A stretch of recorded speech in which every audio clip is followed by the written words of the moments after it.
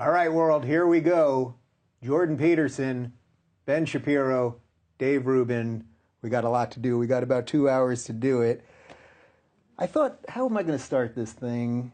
I could ask you guys how you're doing. We could dive right into some deep topics. But then I thought, no, let's do something else. A lot of people don't seem to like us. That is a weird thing. We've been bouncing around quite literally all over the world the last couple months. And we're meeting thousands and thousands, hundreds of thousands of people at this point, who are decent, good people from every walk of life, trying to find some answers and meet other people that think like them or don't think like them, but just want to find some decency in this world. And yet the online world just seems relentlessly hateful, and you probably get more hate than anyone else. So I thought that would just be an interesting way to start this. Like, just as three people that I think are basically trying to put some decency out there. Just sort of the level of anger and hate that we get. I'll go to you first. Okay, well, does it bother you anymore? Oh yeah. I mean, I try to shield myself from it to some degree. I mean, I've certainly decreased the amount of time that I'm spending reading Twitter comments to pretty much zero. Yeah. I find the contentious interchanges with journalists, I would say, are the most stressful things that I do. And they usually rattle me up for a day or two afterwards, even though I would say they're still worth doing. But here's the thing. Okay, so a couple of observations. The first is a lot of the pejorative comments that have been aimed at me, for example, have been that my followers are a bunch of angry young white men. And so I'd like to take that apart a little bit. Sure. I mean, the first thing I've learned in the last month or so, thought through, is that I'm done making any sort of apologies whatsoever for the fact that most of the people who are watching my YouTube videos are men. There's nothing wrong with talking to men, and if men happen to be benefiting from what I'm discussing, then so much the better. Women have to live with men, and so that's of great benefit to women, and there are plenty of women writing me, telling me that, and also meeting me at these talks saying exactly the same thing. And then they're not angry. So, and how do I know that? Well, as you just pointed out, we have spoken to 250,000 people in 7 months. How many incidents of anger have we had? I mean, when I tell you literally none. Zero. Zero. Right, zero. The shows have been love fests, really. Yeah, they're very, very positive. Yeah. So, and we had one heckler who was obviously not a fan in one venue. I wasn't even at that show. You weren't, so it wasn't your fault. That one's on you, man. Exactly, exactly. So the lectures couldn't possibly be more peaceful or positive as far as I'm concerned. And so, and then the people there aren't particularly young. I would say the average age is somewhere between 30 and 40, and there's plenty of older people. And especially in the U.S. now, it's at least a third women for what that's worth, and I think that's because women are buying more of the books. In Europe, it was still more men, but that's because in many of those countries, the book had only come out recently. Yeah. And But it's definitely not the way the media portrays it. They're making it seem like it's 90-10. I mean, I always say at the beginning of the show when I reference something about that, I usually say it's 60-40, and maybe sometimes it's a little more one way or the other, but it's certainly not the way that. Well, I think a lot of the vitriol is, see, I just finished reading another book on postmodernism, an Oxford book on postmodernism, and on Derrida in particular, and like there really was an attempt on the part of the postmodernists, and this is allied, I think, with their fundamental Marxism, to demolish the idea of the autonomous individual. So, for example, one of the things that's really interesting about the current free speech debate is that it really isn't a debate, because you have to be in the Judeo-Christian / Enlightenment tradition to believe in free speech. Because to believe in free speech, you have to believe that they're autonomous individuals who have their own viewpoints, who can spontaneously generate creative ideas, and then who can engage in an active dialogue in a manner that consists of fundamental goodwill and truth, and that you can change each other's opinions, and that you can come to a negotiated agreement. You have to believe all of that, including the autonomous individual, in that concept, the logos, which is what Derrida was what he criticized so heavily, that idea of logocentrism. You have to believe in the autonomous individual. And the postmodernists and the neo-Marxists, they don't. They believe that the individual is a mouthpiece for a power assembly, and that there's no such thing as free speech, which is why they know platform, right? It's not, well, it is, so the debate about free speech is way deeper than who should be allowed to talk. The debate about free speech is whether or not there is such a thing as free speech outside the power game that neo-colonial Europeans are playing. And so what I'm doing and what you're doing with me, and I think what everybody in the IDW is doing to some degree, is speaking to people as if they are autonomous individuals who are the bedrock of civilization and sovereignty, and that is absolute anathema to the radical left. And so they see that as a fundamental challenge, which it is. So the individual is the fundamental challenge. I think that's perfect for you, because it's like, you as an individual, Ben Shapiro, you get more hate online than pretty much anyone. And it's not just that you get hate, it's the nature of the hate, where that you're a white supremacist, you happen to be wearing a yarmulke, which is a little confusing, you know, that you're a Nazi or the rest of it. And it's like, I know you're okay with criticism, but it's not criticism that they're leveling, it's just endless hate. It's endless over-the-top hate, and well, that's the weird part. You know, if you're a good person, you try to be a good person, every time you receive a piece of criticism, as a good person, your first response should be, did I do something wrong? Was it me, right? And as somebody who's trying to get better at being a human and also just at what I do, I spend an awful lot of time trying to look at those criticisms and say, okay, is that reasonable? And usually it's something from 10 years ago. It's like, okay, yeah, I should have done that better. That was stupid. I shouldn't have said that, right? Yeah, but it isn't always 10 years ago for you, because you even had that nice moment in this studio where you said that you have a sort of public and private position on addressing trans people by pronouns that they want. Right, 100%. Where you don't want to be bludgeoned into doing it, but privately, if you knew someone that was trans and respected them, of course you would use the pronoun that they want. In the same way that I would do that with anybody about anything, generally. If I'm in a private conversation with somebody and when I want the conversation to progress beyond something that's unrelated, then I'm not going to go out of my way to offend them, because it's pointless. But in a public conversation where the express topic being discussed is human biology, then I'm not going to give into the argument that I have now given up my argument by using the pronoun of your choice, because that is undercutting my own argument. We're now in a public debate. That's a different forum.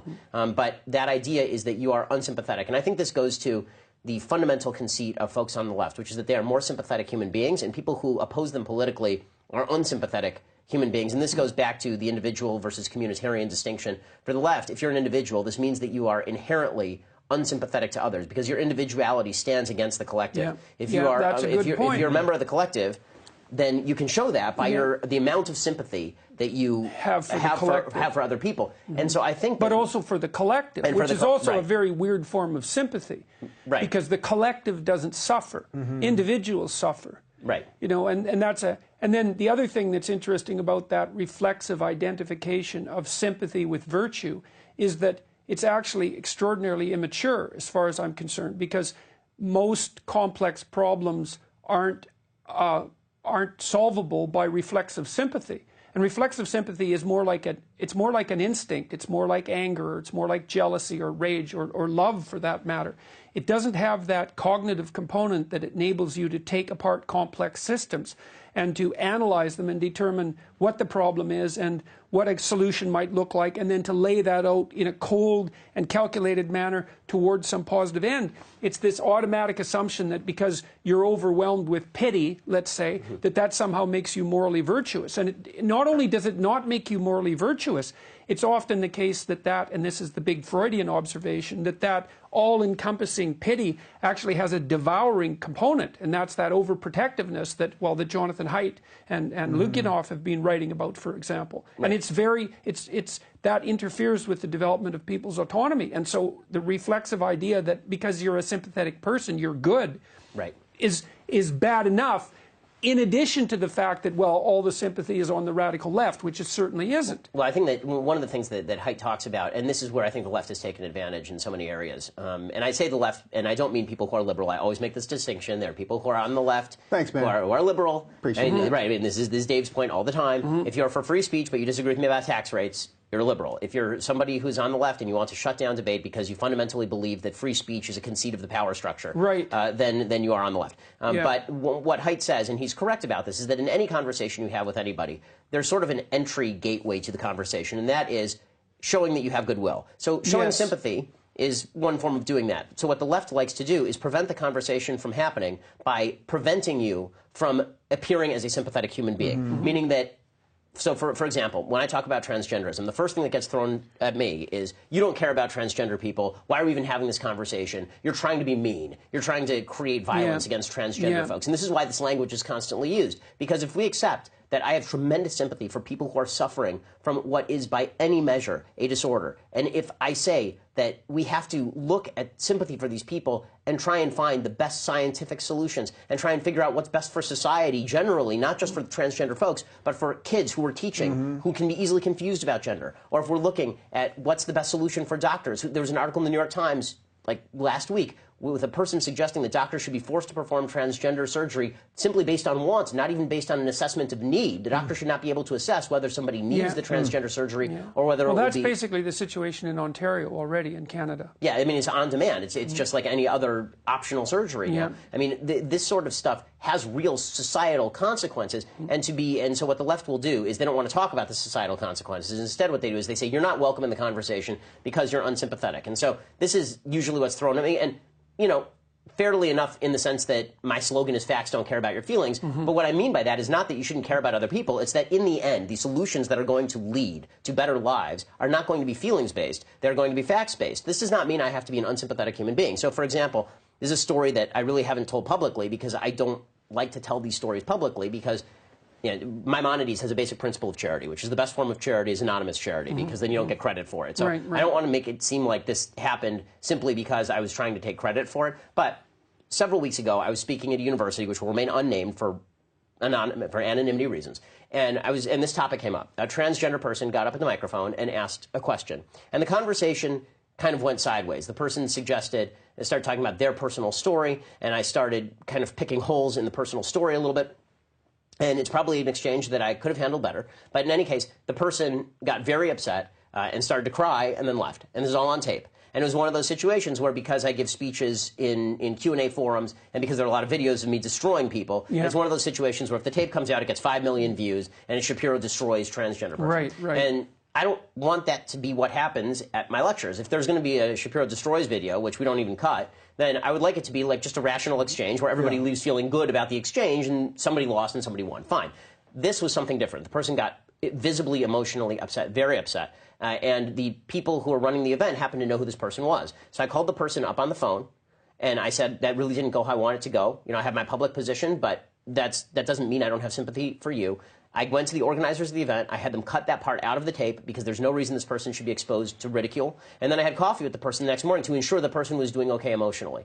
Okay, that's not coming from a place of I don't care about people. This is coming from a place of these are important, vital public conversations. And shutting down those conversations by saying that I don't care about a human being, that I don't care about what happens to people, is the nastiest form of no platforming, because it's not just saying you don't deserve a platform for your views because your views are so terrible and so awful. It's saying that your views are inherently evil. Yeah. They're inherently sociopathic. And you are too. And you are too. And that's something that I think is actually a form of assholery beyond comprehension. I also don't think that you can care for people. I think that you can care for individuals.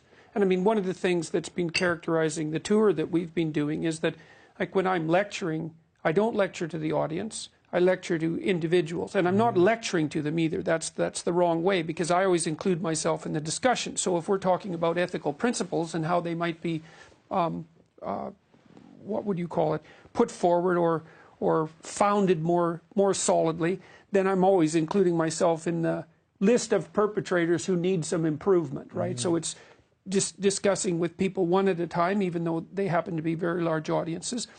And then when I see people afterwards, because I meet about 150 people after each talk, then I get not a huge amount of time, but enough time to make personal contact with each person. And I'm very careful to do that, extremely carefully, because I'm very happy they're there.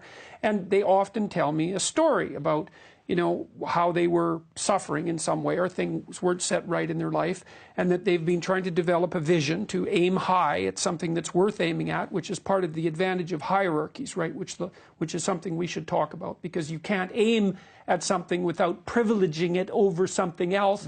And if you don't have anything to aim at, then you don't have any purpose in your life, and that's a bloody catastrophe. So anyways, they come up with a vision, and they're trying to be more responsible. And then the individualism aspect of this is, you know, I've outlined to people that they're to take responsibility for themselves, which is not the same thing as to be individually selfish, and to do that in a way that also makes them responsible for their family, and to do that in a way that also makes them responsible for the community. So the individualism isn't the selfish individualism that the leftists are criticizing by any stretch of the imagination. It's the individual positioned in an iterated game, right, that includes them as individuals stretched across time. So there's already a collective in that in some sense, and then them in relationship to family and the community, but stemming from the individual outward, which I think is part and parcel of the Judeo-Christian Enlightenment philosophy. Anyways, these people come and tell me this story, and they say they were in a bad place and that things have improved a lot, and they're kind of sad about the bad place part and visibly upset often, and then they tell me how things are improved, and they're really happy about that, and it's very touching and emotional, and that's where caring takes place. That's right at the level of the individual. I went into a Whole Foods yesterday, and this happens quite often, and so I was there, and two of the guys from behind the meat counter came out separately, and they said that they had been watching my lectures, and one of them talked about the fact that, you know, he has a 7-year-old son, and that he wants to do right by him, that he's been looking really hard for ethical and moral guidance, and that he's been reading and listening to my book and concentrating on the parts about telling the truth and not lying. And I'm having these conversations with people one at a time about them striving hard to develop an ethical, philosophically grounded ethical perspective, you know, and it's so interesting to see this happening and to see who's doing it. Well, this is I think an important point, is that I get asked a lot, because I do get so much criticism and flack. I get asked a lot, have I ever been confronted in public? Because I go out in public, you know, with my family to Disneyland. We went on Thanksgiving to Disneyland, and I got, you know, accosted, not accosted, but people came up to me because they like my stuff or they enjoy it and they want to take pictures. Probably happened 35 to 40 times over the course of the day. And they asked me, has there ever been a situation where somebody came up to you and said something mean or nasty? I can't think of one. I can't think of one time this has ever happened. Now, online, that's all I get. And so the point here is that when it comes to individuals who are affected and who actually feel good or bad about you, it's a collective mob mentality that allows people to protest you and then protest me, and then that is picked up. The mob mentality is picked up by individual journalists who see themselves as sort of champions of the people broadly, but not champions of individuals, because you still can't find the individual who's been victimized by Jordan Peterson. You still can't find the individual who's been victimized by Dave Rubin or the individual who's been victimized by Ben Shapiro. You can't find those people. So instead what it becomes is, oh, it's a broader group that's victimized, but none of those people have ever come to me personally and said, you victimized me, you hurt me, because they can't name a situation in which this has happened. Well, I always love when they say that we're radicalizing people. And it's like, if I open up my inbox, I'm getting emails from all sorts of people, usually on the right, who say that they were a little more extreme on the right, and that because they see a decent liberal who will treat them with respect, they've modified some of their opinions. But what do you think about this, just at a psychological level, the disconnect between what seems to be happening in the real world on a day-to-day basis and the way a huge amount of people are behaving online? What do you think is psychologically happening? Well, that's a tough one. I mean, it could easily be, like, if you think of venues like Twitter. Let's take Twitter as an example. We don't really understand much about how people communicate, period, psychologically. One of the things that psychologists do know is that if there's any distancing between you and a person, so for example, if you're inside a car, you're much more likely to act in an impulsive and hostile manner. And that because one of the things that seems to mitigate against that impulsive hostility is whatever mechanisms kick in when you're face-to-face with someone. So those might be mechanisms that are associated with innate sympathy, for example. And so that regulates your behavior. And because most of the time in our evolutionary history, you were interacting directly one-on-one with someone, that seemed to work out quite well. Cavemen weren't doing it with no. They had to carve in insults into walls, and that took a lot of time. And so, but on Twitter, like, it could easily be. I read this little article here a while back showing what words needed to be in content for those to be most likely retweeted, and they were almost all high-level negative emotion words. And so it could be you have this huge pool of people, and then it might be that only the person who's in a bad mood and is irritated that day, or is sort of chronically like that, or dispositionally like that, let's say, and who is specifically angry about something that they saw right then, is likely to tweet. And so that gives you this tremendously skewed view of of the consensus. Because you assume, like if there's 100 people that show up in a mob outside your door, you assume that there's more than 100 people mad at you, right? They're a representative of a much larger group. On Twitter, you can't tell if the 30 people who say snarky things, especially anonymously to you, you can't tell if they're representative at all. And they're likely not. And, you know, that very narrow bandwidth, that 140 or 280 characters, might also be something that really facilitates angry, impulsive responding.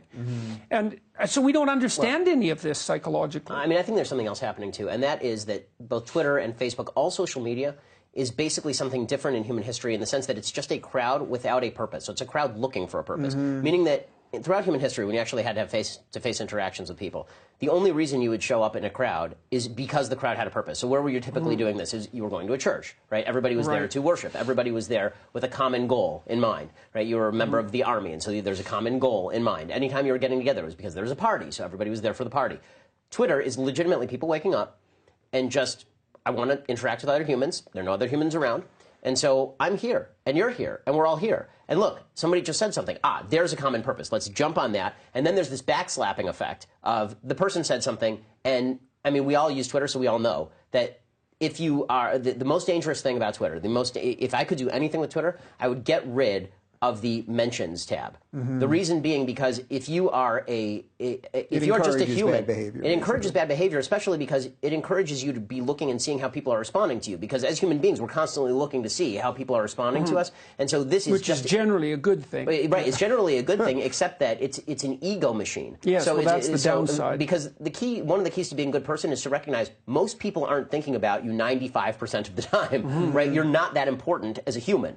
And so in order for you to be important, you actually have to do something important. But because Twitter functions in such a way that all you get is that feedback loop, it encourages you more and more to look for more of that feedback. It makes you feel good. I mean, you get a little endorphin rush every time there's a nice comment about you. You're fresh for more nice comments.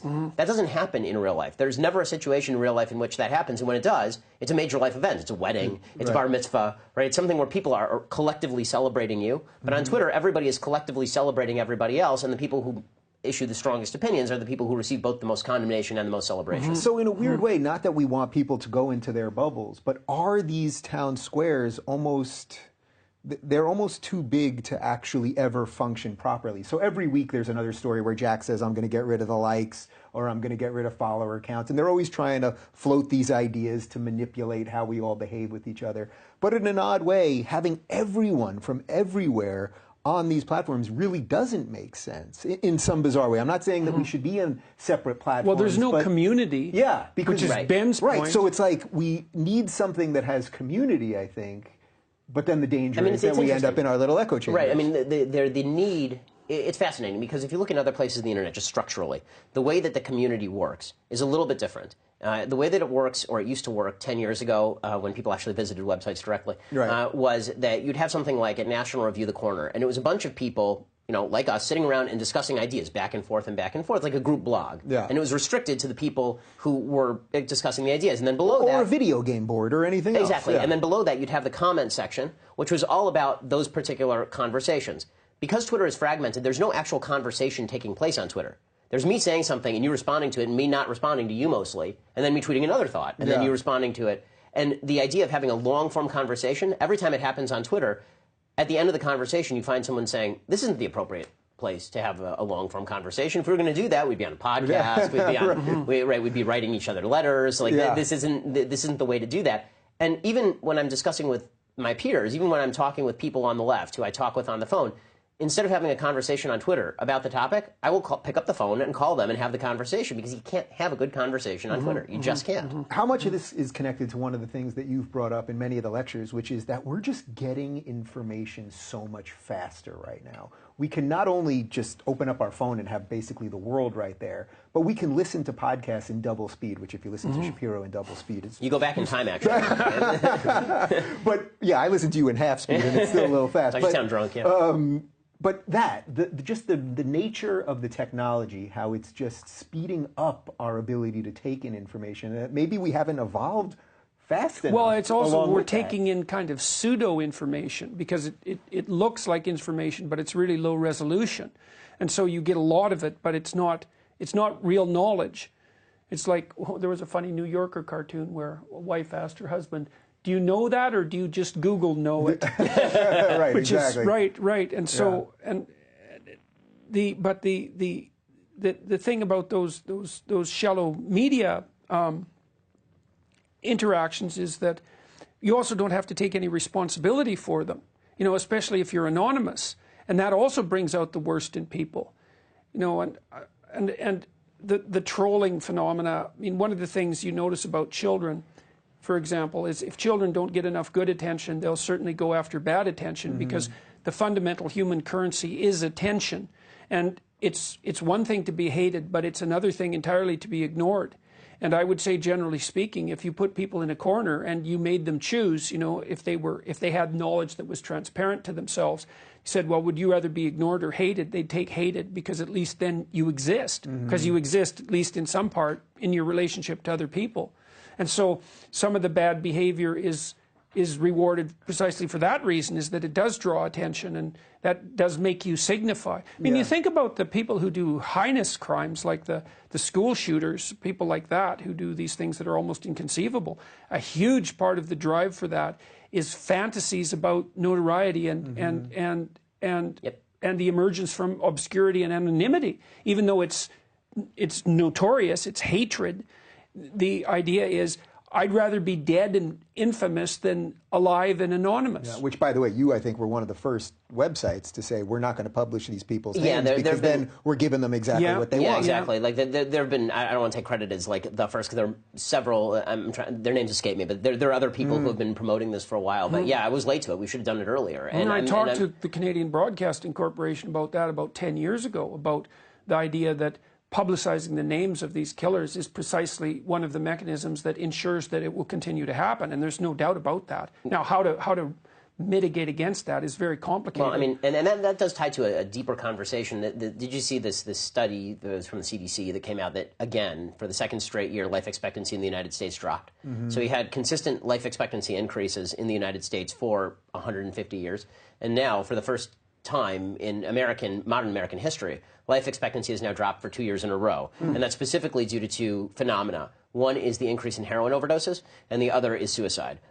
Suicide is now at record rates in the modern era, and we had 70,000 heroin overdoses, opiate overdoses last year. I think it was 50,000 the year before. And so you're starting to see life expectancy decline. There's a crisis of meaning. And that's why, and I think that part of the resistance to, particularly, I think, Jordan, but I think also to me and to anyone else in the IDW who's at least searching for meaning, is that the left has been saying for a long time that we found the meaning, right? The meaning was do what you want to do. The meaning was no responsibility, do what you want to do. That's the meaning. The meaning is rebelling against the system. And when it turns out that a lot of people don't find meaning in that there is, in my perspective, a God-shaped hole in people's heart that is being filled by hatred and polarization and tribalism. Or that you just can't do it forever. No one can maintain that level forever of trying to tear everything down all the time. It's also, right? there's nothing in it, especially as your opponent weakens. This is, we thought maybe we'd talk a little bit about hierarchies. So, the thing about, one of the things a hierarchy does is fundamentally is put some things above other things. And you think, well, the left criticism of that, which is a valid criticism, is that if you erect a hierarchy, well, let me step one step back. We'll walk through this in a bit of a sequence. Okay, so the first proposition would be, we do have real problems, because people suffer, and we have real problems, and we would also like to solve them, and that solutions do exist, and that if you have a solution and then you implement it socially, and so you have to get people to cooperate and compete around the solution, you're going to produce a hierarchy. And if the hierarchy is valid, then the people who are the best at producing the solution to the problem are going to lead the hierarchy. Okay, so that would be a conservative right-wing position. It's like, we need hierarchies, they privilege values, and they're necessary to solve problems, and there is a relationship between the ability to solve the problem and the structure of the hierarchy. Okay, so when we'd say that's true when hierarchies are functioning well. Okay, so that's the right-wing viewpoint. And then the left-wingers would say, wait a second, your hierarchy gets rigid over time and ossifies and can be occupied by people who use power instead of competence to dominate it, and they do that unfairly, and they warp the structure of the hierarchy, and that makes it difficult for people to gain entry, including talented people. And then the hierarchy itself as a structure has a problem because dispossessed people tend to stack up at the bottom.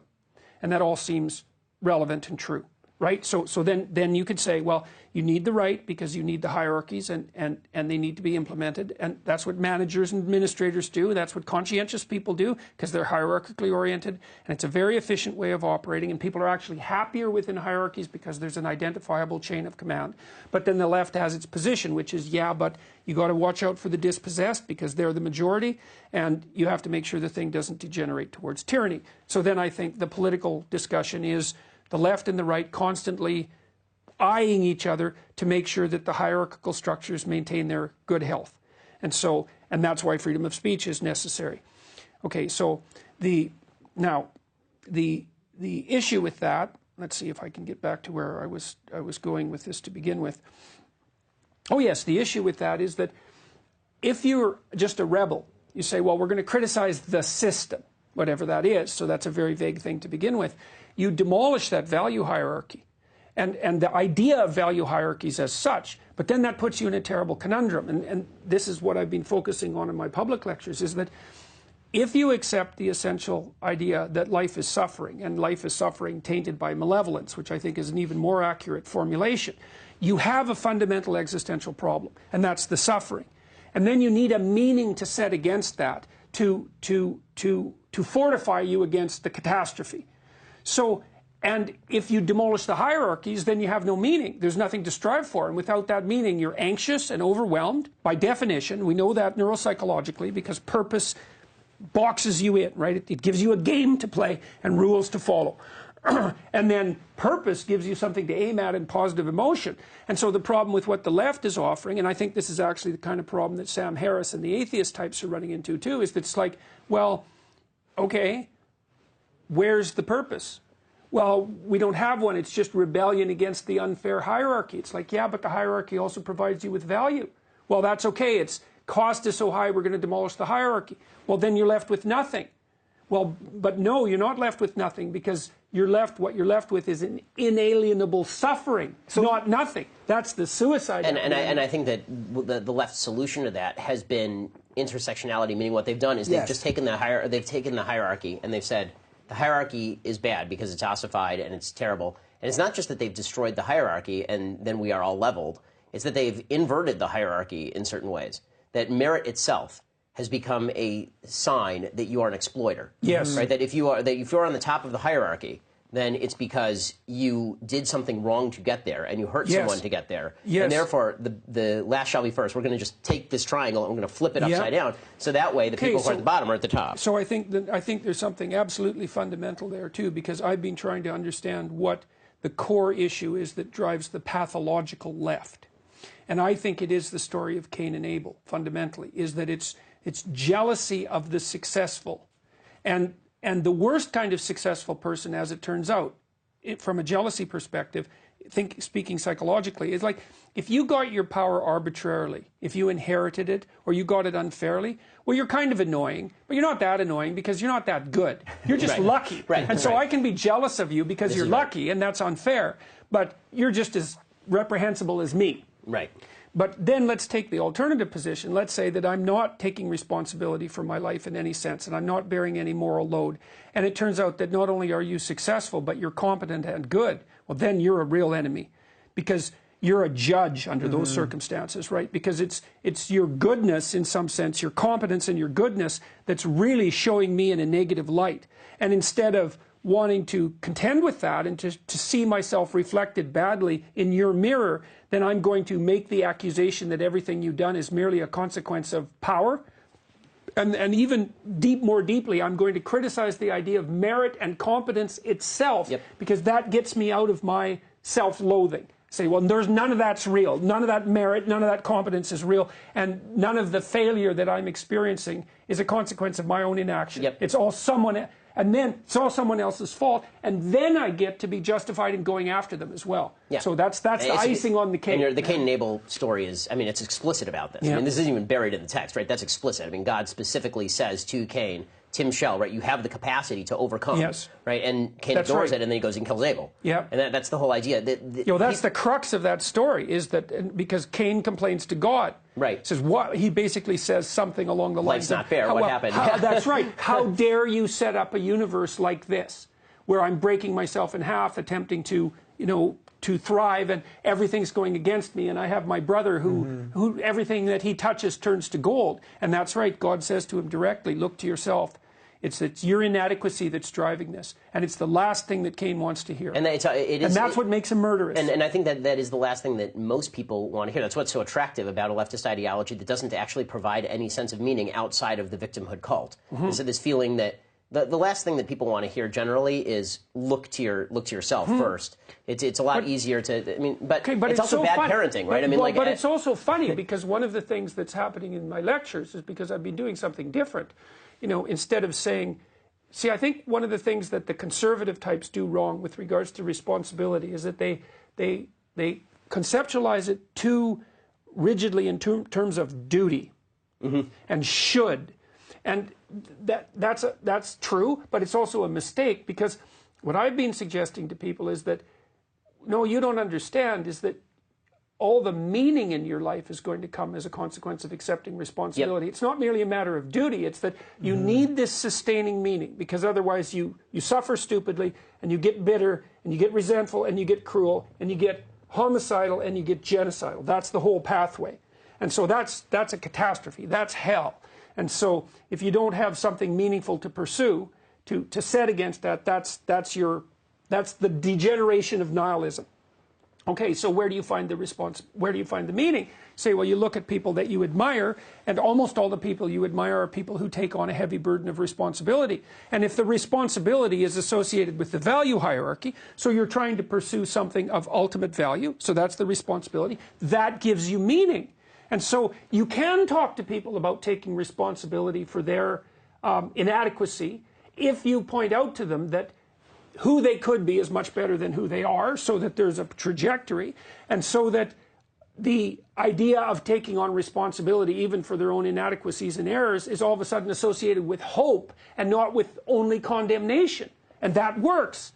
And that, like, when I lay out that line of argument in the lectures, and Dave's seen this multiple times, it's always the case that the lecture halls go silent. Yeah. So people are absolutely riveted on that idea. And it was interesting. I did an interview with Tucker Carlson, who I know is in here with you also. And one of the things that we talked about was, what people should do in dying towns. They're in areas where the industry has left. What should they do? They're experiencing difficulty. And I was saying that telling people that the jobs are coming back falsely is not going to actually do anything for them. That the only thing that you're guaranteed in America or in a free country is the adventure, right? That's what you're guaranteed. Yeah. And that's also what makes life meaningful, is that sense of adventure. That's what America was built on, right? That's the fundamental command, the very first command that Abraham has ever given, is get up, leave the land of your fathers where you're comfortable, and go someplace where I'm not even going to tell you where you're going. You're just going to go there, and then when you get there, maybe you'll know, right? But I think that one of the areas, Jordan, where you and I think it would be interesting to drill down, is when it comes to directing toward the purpose. How do we define what the purpose is? Because I think one of the things that's been difficult in the West, at least since the death of the Judeo-Christian value system in many ways, or at least the sort of, we're running on the fumes of the Judeo-Christian value system is the truth. But since the decline of the importance in many people's minds of that value system, the decline of biblical living, has been this idea you can create your own meaning. Yeah, right. You just, that if you find something that you truly care about, and then you pursue that thing that you truly care about, this will bring you happiness. And that may be true for a certain number of people, but the vast majority of people are incredibly crappy at coming up with their own meanings. Yeah. There has to be something that is out there that is discoverable in order for it to be discovered. I think that's what the psychoanalysts, that's why I like Jung so much, because that's what made him such an astute critic of Nietzsche. Because Nietzsche believed we had to create our own values. But the psychoanalysts, starting with Freud, started to note that the values were actually built in. And Freud saw that, first of all, in dreams.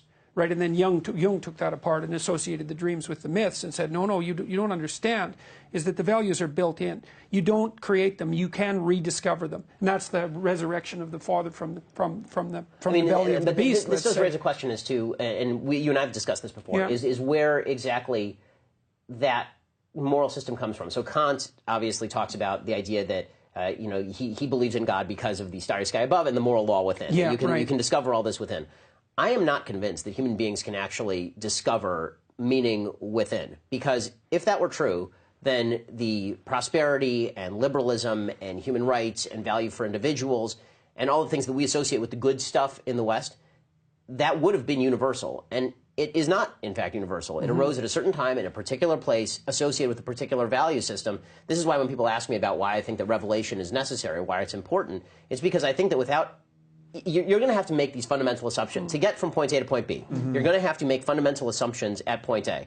Now, you can either get that from revelation, or you can just assume it, and then try to explain where those assumptions came from, or you can just pretend those assumptions don't exist, which is, I think, actually what Sam sort of does. And I hate to criticize Sam in his absence, but I think that Sam sort of just assumes that when he says things like, we're here for the greater flourishing of human beings, you actually have to define every one of those terms. There are a bunch of assumptions baked into what all of that means that he's making, and I'm not sure that Sam will acknowledge he's making them. But that's why, to me, and this is sort of thesis of my book next year, the West is built on the basic revelations of Jerusalem, meaning human beings are made in God's image with individual value and with individual purpose, and with a collective purpose where we get together and we pursue living in a more virtuous way.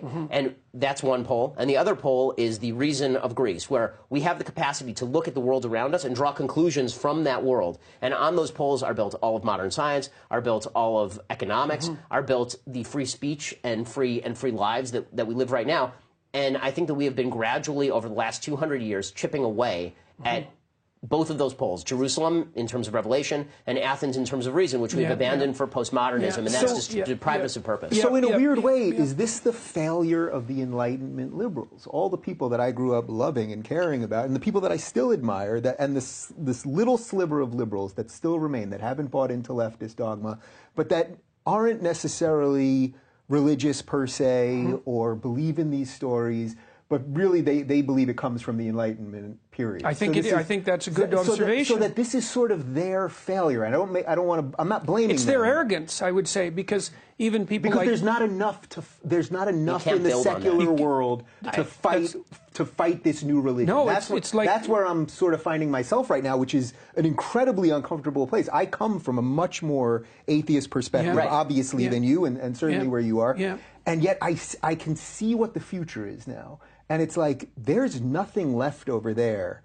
And we do need some fundamental truths. That's just the position that I've been cornered into. You can't have the Enlightenment without the mythos underneath it. Exactly. You see, so this is where you and Sam well, disagree, and also right? with where I disagree with people like Steven Pinker. Exactly. I mean, I'm an Enlightenment guy, but the thing is that when I look backwards in time, you know, what people like Harris and Pinker attribute to the Enlightenment, I see as the Enlightenment being the latest flowering of a process that was indescribably older than that. This is exactly right. And in the historical sense, certainly grounded in the religious traditions, but and then from my perspective, grounded in something that's biological, that's far deeper than that, like our true proclivity towards admiration for competence and reciprocity.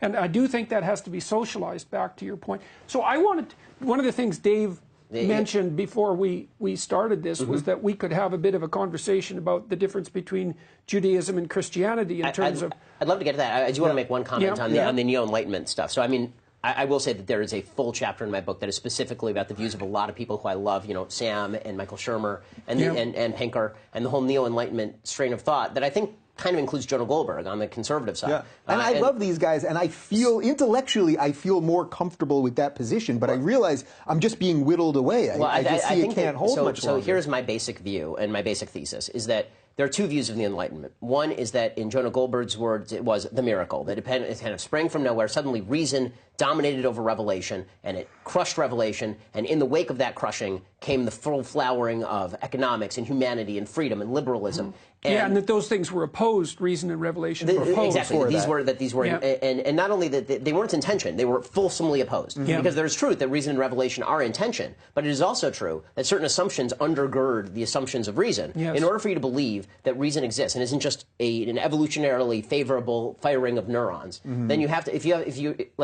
I think that Sam's position that objective truth exists in the absence of anything remotely approaching a system of assumptions is unsupportable. It's completely unsupportable. I think that because you are built to create more little copies of you. Right? I mean, this is, evolutionarily speaking, what you are created to do. How that has to do with discovering objective truth is utterly beyond me. And what it has to do with the existence of objective truth. In any case, the Enlightenment is based on certain fundamental assumptions. It's based on the idea that you can act as an individual freely by making rational decisions in a predictable world of laws. Right? Every one of those assumptions is ungrounded in a world of pure scientific determinism. It just doesn't exist. So the Enlightenment actually ate itself. The Enlightenment ate itself. What happened is that the Enlightenment was, and I think that you see this in Kant, Kant sees all of this. He sees that this struggle is coming, and so he attempts to re-inject religion and spirituality and God back into a moral system without actually saying so. Right? Kant is not actually an atheist. Kant is actually trying to create a rational basis for Christian revelation and Christian reasoning so that he can avoid the trap of having to cite the Bible, but he can say that all of this makes sense anyway. Well, that's why I see this as the failure of the modern liberals, because it's like, even with some of our IDW crew, that most of these people, most of us, come from the left originally. And it's like, well, the position we're at now is there's no one on the left that will talk to any of us without attacking us or doing any of the usual tricks. Now we've got all of these people like you and Prager and the rest of them that are willing to talk to us, willing to debate, all of this. And I still see a hesitancy because people, it's so sort of built into people that conservatives are evil, or that even thinking about the world through a religious lens or anything like that is somehow evil or dumb or something like that. And it's like, I just can't play by that game anymore. I think that the psychoanalysts and some of the neuroscientists that I knew too, the ones that were more informed about emotion and motivation, and also interested in dreams and instincts. So those would be the neuroscientists who are more concerned with emotion, rather than the cognitive types. The cognitive types are like the rationalists in the psychology field. They're very open to they were surprisingly open to Jungian ideas. The idea that, our rationality is embedded inside our emotions, and that's all embedded inside our motivations, and that's all embedded inside our bodies. So rationality isn't this what would you call it, free-floating soul in some sense that's capable of contemplating the objective world, but something that's deeply embedded inside all sorts of other structures on which its validity is dependent. One of the things the psychoanalysts were so good at pointing out, and that I think is in accordance with the neuropsychological evidence, is that your rationality is bounded by the dream. And it's literally that way, because if you are deprived of dreaming, which kind of puts you in the mythic world, then you literally lose your mind. There has to be that continual dialogue between revelation that would be associated with the dream world and rationality, or rationality cannot sustain itself. And the reason for that is that, as far as I can tell, is that the assumptions of rationality are in the mythos, which was the argument that I was trying to make continually with Sam. And so then the question is, what constitutes the mythos? And so one of your points was, well, there's this idea that human beings are made in the image of God. And so I've been thinking about that a lot. And so my sense is something like this, is that, and you tell me what you think about this. Okay, so you wake up in the morning and your consciousness emerges from nothing in some sense. And what you see in front of you, you aren't determined like a clock in what you're going to do that day. In fact, your consciousness is in fact that part of you that deals with what is not yet determined. Because all the things that you do that are fundamentally habitual and deterministic are unconscious. They turn into habit, and you don't have conscious control over them. So consciousness seems to be that element that deals with what has not yet been determined. Okay, so you wake up in the morning, and what you confront, as far as I'm concerned, is potential. There's a field of potential in front of you, and that's the future, whatever that is, that potential. It's what could be and what is not yet. And then as a consequence of the choices that you make, guided by your ethical aims, then you transform that potential into actuality. And you literally do that with your consciousness. And I think that's the reflection of the image of God in man. And I think that's what's put forward in the earliest sections of Genesis, because that's what God does, right? God is a structure. He confronts nothingness with something approximating consciousness, the logos, and he extracts out order from potential. And then one of the things that's interesting about that, there's the repetition of the idea in Genesis that if you confront potential with truth, so that's the logos, let's say, with truth, then the order that you produce is good. which is a really interesting ethical claim, right? You take this potential, you interact with it morally. The consequence of interacting it morally is that you produce reality, and the reality that you produce is good. And then human beings are a microcosm of that. Does that seem Yeah, right? no, that's exactly right. I mean, I think that this is the kind of philosophy, in philosophy terms, this is basically the argument of both Maimonides and Thomas Aquinas, who are making this argument basically at the same time, is that, at the beginning when it says, Bereshit bara Elokim et hashamayim v'et it's that in the beginning God created the heavens and the earth. What makes human beings in the image of God is our creative capacity. And the creative capacity is the ability to transform through an act of will something that was not into something that is. And that's what the beginning chapters of Genesis are. It's God taking things and just making them. And then what makes them good is that these things are, this is the Aristotelian part, is that these things are directed toward a purpose. So the idea of Greek rationality, what distinguishes it from other ideas of rationality, is that Greek rationality is based on a fundamental premise, which is that you can look at a thing, and the thing was made for something, right? So if you look at a glass, the glass was made to hold liquid, and you can tell that because that's the nature of the glass. Now, there's nothing in science that says a glass was made to hold liquid. It's just a piece of glass that is made in a certain particular shape. But we, as human beings, know that this glass was made to hold liquid, and that we can look at the universe in the same way. That we can say, what was the purpose of this thing? And that's why when God says that something is good, the use of the word good in Aristotelian thought is good is fit for the purpose. What makes you a good pilot, for example, is your capacity to land a plane. What makes this a good glass is its capacity to hold liquid. And what makes you a good person is your capacity to use rationality in pursuit of virtue and to transform the world around you in doing so. That's what makes you a good person. And so when it says at the beginning of Genesis that God has the tree of good and evil and that you're the knowledge of good and evil, and it's a sin to eat from the knowledge of good and evil, my understanding of that is that what human beings did is instead of trying to function according to figuring out what God's purpose for things was, trying to figure out what the universe was to be used for in accordance with reality, we decided to superimpose our own vision of what reality should be in a moral sense, and that there's a fundamental disconnect there and it leads to suffering. All right, so let's dumb this down for just 1 second, because I want to ask a question that I know you don't like getting when we get in the Q&As, but I think it would be interesting for the three of us to sort of kick it around here, which is, for the average person that's listening to this, that can only take in so many of these ideas and so much of this, right? And I think that actually is most people that are just living their lives. I think a certain set of people are listening to both of you and going, all right, these two guys think that some guy is talking to them from the sky. I mean, I know this is the most, I know why you don't love this question because it's so ridiculously oversimplified. But how do you get to those people then? For the people that think, well, wait a minute, what are you talking about? Shapiro loves facts over feelings, but he's talking about this imaginary sky guy that wrote this book and blah, blah, blah. What do you think is there a psychological trick to sort of get people over that hump if you wanted them to start exploring some of this? Well, you know what I mean? We can do the high level stuff for hours and hours, but eventually it just keeps getting to a sort of smaller and smaller place that people can get to. All right, so that's so hard a question, and so I'll try to address it this way. So there's a line in the New Testament where Christ says that no one comes to the Father except through him, which is a hell of a thing for anyone to say. I mean, there's a lot of statements in the New Testament that are strikingly strange in that manner. I am the way and the truth and the life. That's another one.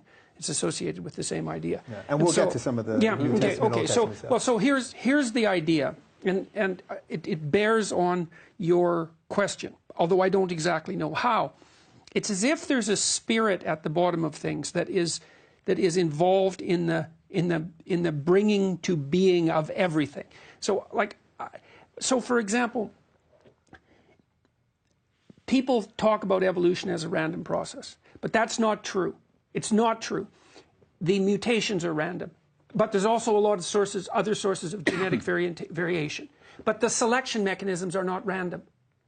So now then the question is, what are the selection mechanisms? So I'm going to have to go a bunch of places to answer this Survival mostly, well, here's one selection mechanism. Yeah. It's like, so human females are very sexually selective. That's why you have twice as many female ancestors as male ancestors. So the male failure rate for reproduction is twice that of the females. Okay, so the question is, well, how is it that males succeed differentially? And the first answer is, well, females reject. Human females reject. But then the question might be, well, they reject on the basis of what? And the answer is, well, it's something like competence. And then the question is, well, how is competence defined? And then the answer to that is, well, men put themselves in hierarchies and they vote on each other's competence. And it's really counterintuitive in some sense from an evolutionary perspective, because you'd have to ask yourself, why would men put themselves in positions where they elevate some men in status and then give them a huge reproductive advantage, given that that's to their reproductive disadvantage in some sense? Okay, and there are reasons. Part of that might be, well, let's say you decide to follow the best leader in a battle. Well, then you don't die. Like, he might get all the women, but you don't die, so at least you're still in the game. Yeah. And it might be the same if you're following the greatest hunter. And the greatest hunter wouldn't be the person who is best at bringing down the game. It would be the person who is best at bringing down the game and sharing it and organizing the next hunt and all of that, right? And so men will organize themselves into groups and privilege certain men, and that puts them ahead in the reproductive hierarchy. And so what that means to some degree is that there's a spirit of masculinity that's shaping the entire structure of human evolutionary history. That's what that means. And then I think, okay, well, that might just be a biological epiphenomenon. And so it would be a spirit it's the spirit of positive masculinity that manifests itself across epochal ages, millions of years perhaps, and it actually has shaped our consciousness, actually. And so you can think about that as a figure, and it would be the figure that emerges. It's like the essential spirit of all the great men who defined what greatness constituted. That's a spirit. Okay, now that's a purely biological explanation. You could say, well, that's God for all intents and purposes. You might have an image of that built right into you. Even the sense that you can experience something divine and paternal might be merely a reflection of that evolutionary process. So that would be a biologically reductive argument for the existence of what we experience as God. But then there's another possibility too, which is that that's actually reflective of a deeper metaphysical reality that has to do with the nature of consciousness itself.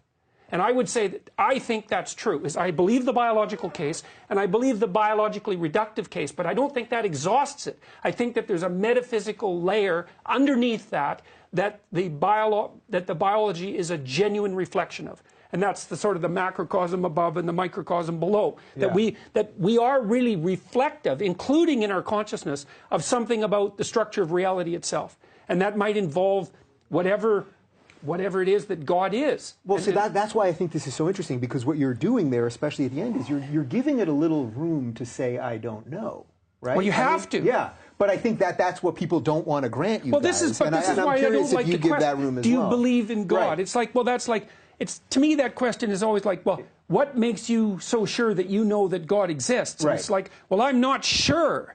I'm not willing to claim that certainty, you know, but I laid out the argument. I don't know what you think. So what do you think about when he takes it all the way to that end, and then there's that little space at the end? I mean, again, I don't think that that's severely problematic in terms of just general religious thought. I mean, the general religious thought going back thousands of years, and this is why when you look at Aquinas' proofs of God, what he comes to is he says basically what you say, which is if you go down deep enough, then you get to something. And that something is what we call God. So he doesn't say God, the Bible starts from the premise God exists and he created the universe. Aquinas starts from, we have a universe, what says God is there? And he says, well, when you go all the way down deep enough, there has to be a force that lies behind the combined logic of the universe, and that thing is what we call God, right? And so he's trying to reason his way back to first principles. And I think that the case for God, not in the way that we think of him as like a jolly bearded guy in the sky who like takes care of all of our problems or anything, but the idea that there is a logos, right? There's a structure, a fundamental structure to the way life is, and there is a reason and a fundamental purpose to why life is, and what lies below that you can call God, and that consciousness has some association with it. Well, your consciousness reflects God. Again, this is one of the fundamental. This is sort of Leibniz's proof of God, is that the principle of sufficient reason, the idea that you are capable of understanding the universe. If you actually believe you're capable of understanding the universe in any way, then your mind has to, if you believe in objective reality, as Sam does, and you believe that your mind is capable of grasping an objective reality, not an evolutionarily beneficial reality, but an objective reality, your mind is reflecting a greater mind, right? Your mind is reflecting a greater logic. Well, what stands behind that greater logic? It must be something.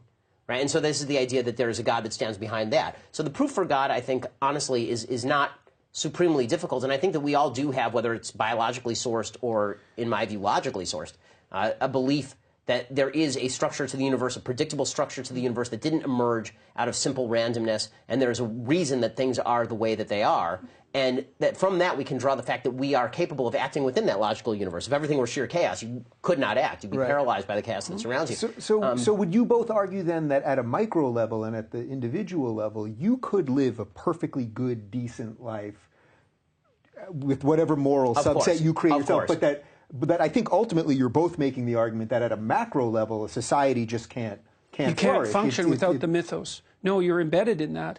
And so, well, and I was talking about this Christian idea too. So I've been thinking about that statement about no one comes to the Father except through me. And I thought, okay, well, what does that mean exactly? And I've worked a lot of this out over these lectures that you know that you and I have been participating in. Well, so there is this notion, and that Haidt and Lukyanov are also pursuing in the Coddling of the American Mind, that one of the ways that you ennoble people and encourage them is by having them confront things that are frightening to them, that are beyond them. So what you really want to do is you want to optimally challenge people. And what that does is make them braver and stronger, not less afraid. It makes them more courageous and more competent. Okay, and I would say the clinical evidence for that is overwhelming. If you poll 100 educated clinicians and you say to them, well, is there utility in having people get their ethical story straight and face the things that they're avoiding? They're all going to say yes, those are fundamentally curative. And this is quite literally what we're doing the reverse of at college. Yes, exactly. It's quite literally the reverse of that. Okay, so now here's the idea. Here's the idea. So imagine that you are in some sense the embodiment of that paternal spirit that has characterized mankind since the dawn of time. It's locked in you. It's part of your potential. And maybe that's coded at least in part biologically, but it's also coded sociologically. It's in the air, so to speak, around you, in the mythos and in the stories we tell each other.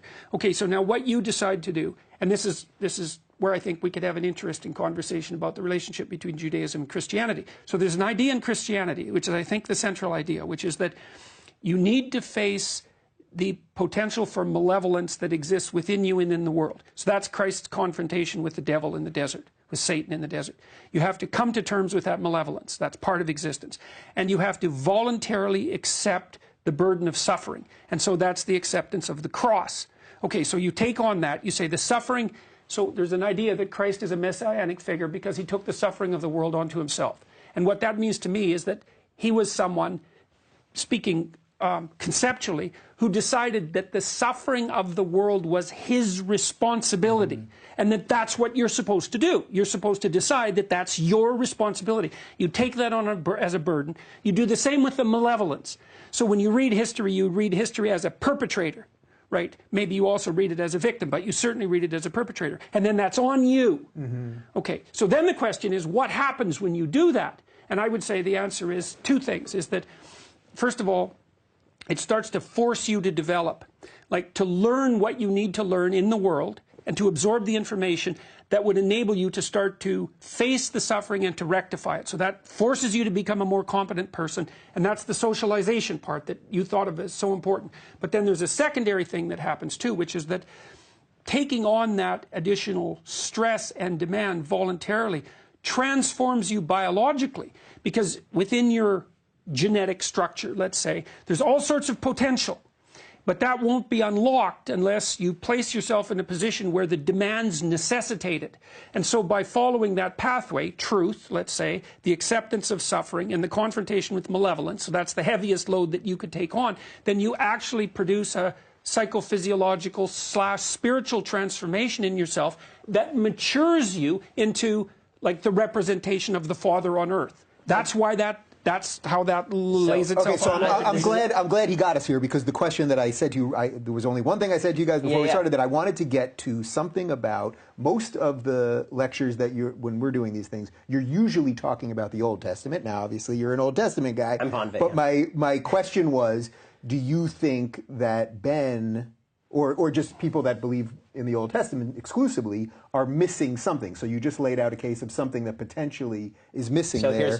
Do you think that is a fair argument? Well, what I'm going to argue is that what you just said is fundamentally unchristian, in the sense that you're saying that everyone is supposed to imitate Jesus, And the basic conceit of, from what I understand, speaking with Christian theologians, is that we are fundamentally incapable of taking on our own sin, and so we have to have somebody who comes in the form of Christ on earth in order to accept that suffering for us. And that is the purpose of God actually embodying himself in Christ, is to provide human beings the capacity to withdraw from original sin, that we don't actually have the capacity beyond a certain point to overcome, and that's why Jesus as a singular figure is necessary. I actually agree from a Judaic point of view with everything that you say, because for me it's about accepting responsibility for my own sins on myself, and I don't have the ability to say that there is the suffering servant, the suffering Lamb of God, who sacrificed himself to relieve me of my sins, and therefore give me a fair shot at life. Yeah, well, okay, that's a really good objection, I think, and I think that there's a fair bit of confusion about that in the Christian community, for example. So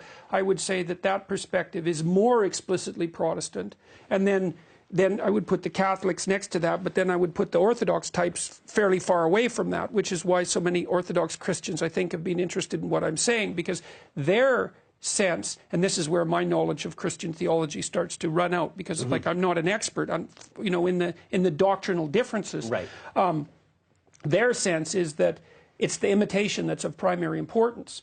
Now, it's a weird thing, because even in classical Christianity, you have, let's say Protestant Christianity, you have this idea that, well, Christ died to save us all from our sins, and so we're already redeemed. But that doesn't alleviate the moral burden, weirdly enough, because you'd think it should. So there's this paradox.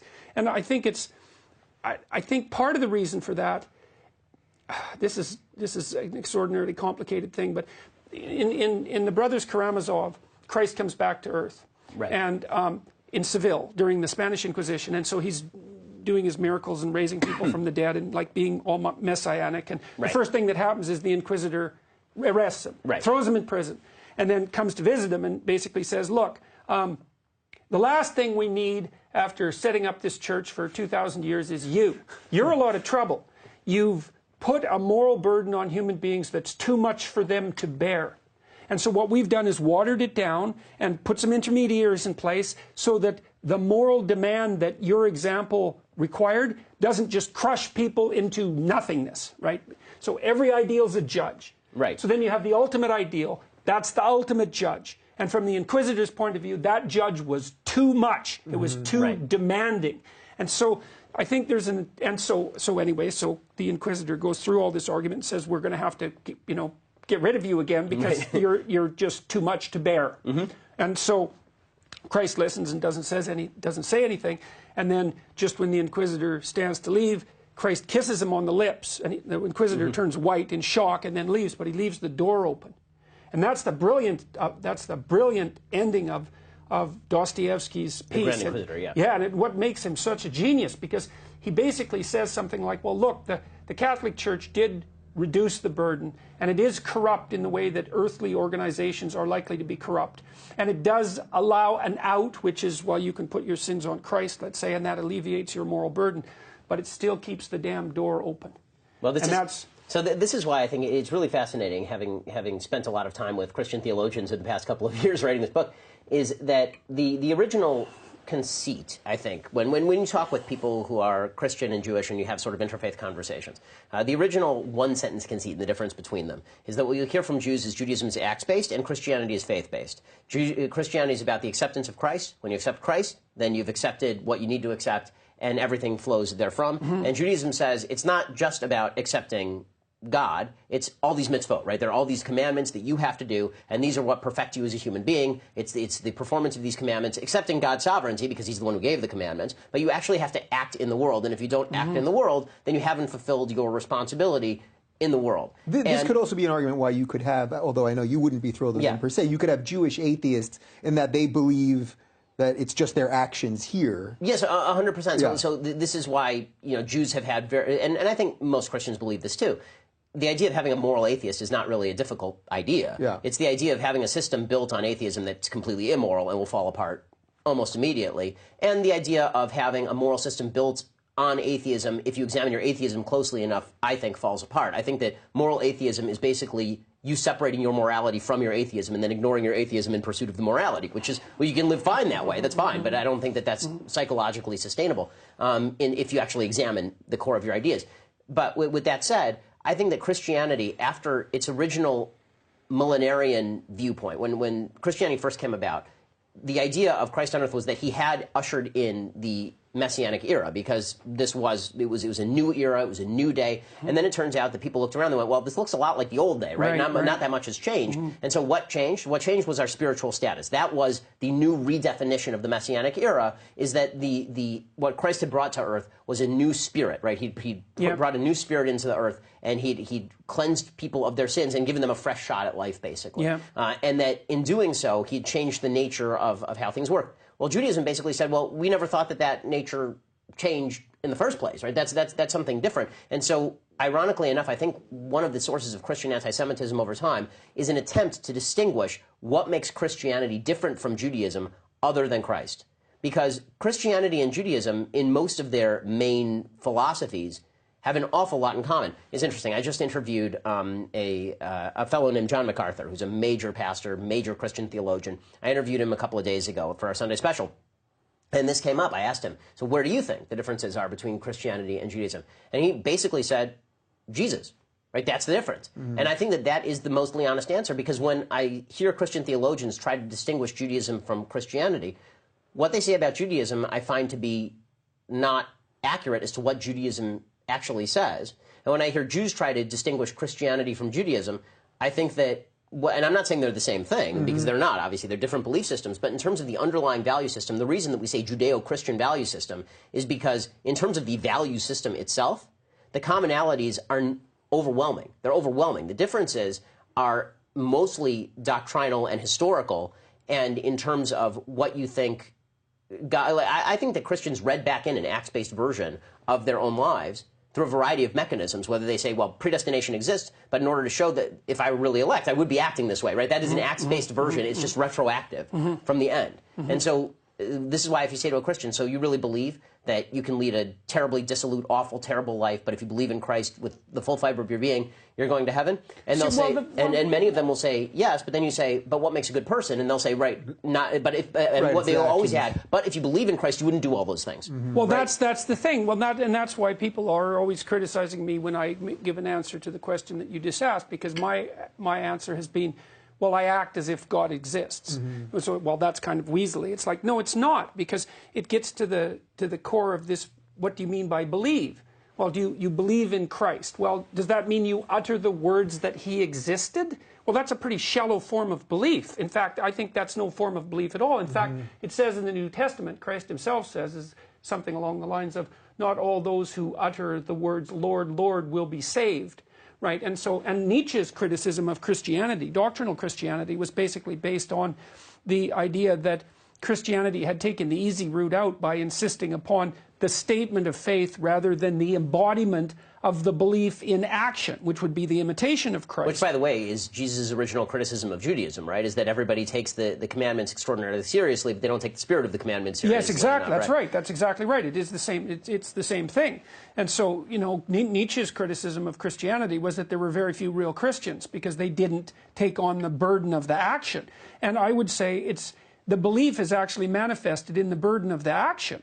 Now, you might want to be in a position, if you were a Christian, to say, well, my explicit statements of belief match what I act out, because maybe there'd be a unity in that. But the fundamental issue is what the belief is manifested in what you do, because that's what you stake. For me, belief is what you stake your life on. That's belief. And you stake your life on what you act out. And so you're trying to act out the idea that, well, I think that you take on the suffering of the world and the malevolence of the world as your responsibility. You know, what's really fascinating is I think that what this comes down to, a lot of this debate comes down to from which end you're teaching. I think that it's almost two sides of one coin. And if you're talking to a bunch of people who are not religious, who don't believe in the Bible, right? You're talking to an adult who looks at the Bible and says, I don't believe all of these ridiculous miracles happen. Why should I bother engaging? Why should I believe all this stuff? And my argument has always been, because you do believe all this stuff, you're just pretending that you don't, in the sense that you don't care about the historical circumstance, but all the things that you're acting out in daily life. I said this to Sam, right, on stage, is that, you know, you and I hold 95% of the same values. Where do you think those came from? And Sam said, well, you know, I've done a lot of studying, a lot of reading. I said, but that doesn't explain why you and I hold 95% of the same values, because I haven't done any of those things, right? I didn't spend any time studying the philosophies of the East. The reason we hold 95% the same values is because you grew up in a Judeo-Christian civilization with 3,000 years of common history. That's why we share the same value system. You didn't eat mushrooms on a river in Brazil? Exactly. And somehow we end up in pretty much the same place about what we think is actually important in life and which liberties are important and all this stuff. And we have disagreements around the edges. But this is the West, right? The West is different. It is not the same as other philosophies.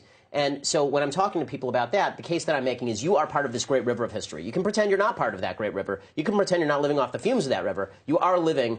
You can pretend that the gas tank is running on its own. It ain't. Okay. There's a deposit of fuel, and you are still living off that. But that is a different thing than what you teach a child.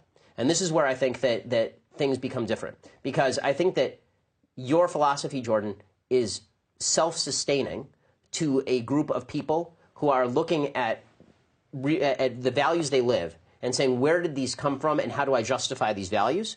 But I think that it would be very difficult to teach child values before you teach the myth. So I think that you're coming at people and saying to them, your values can be justified by the myth. Yeah.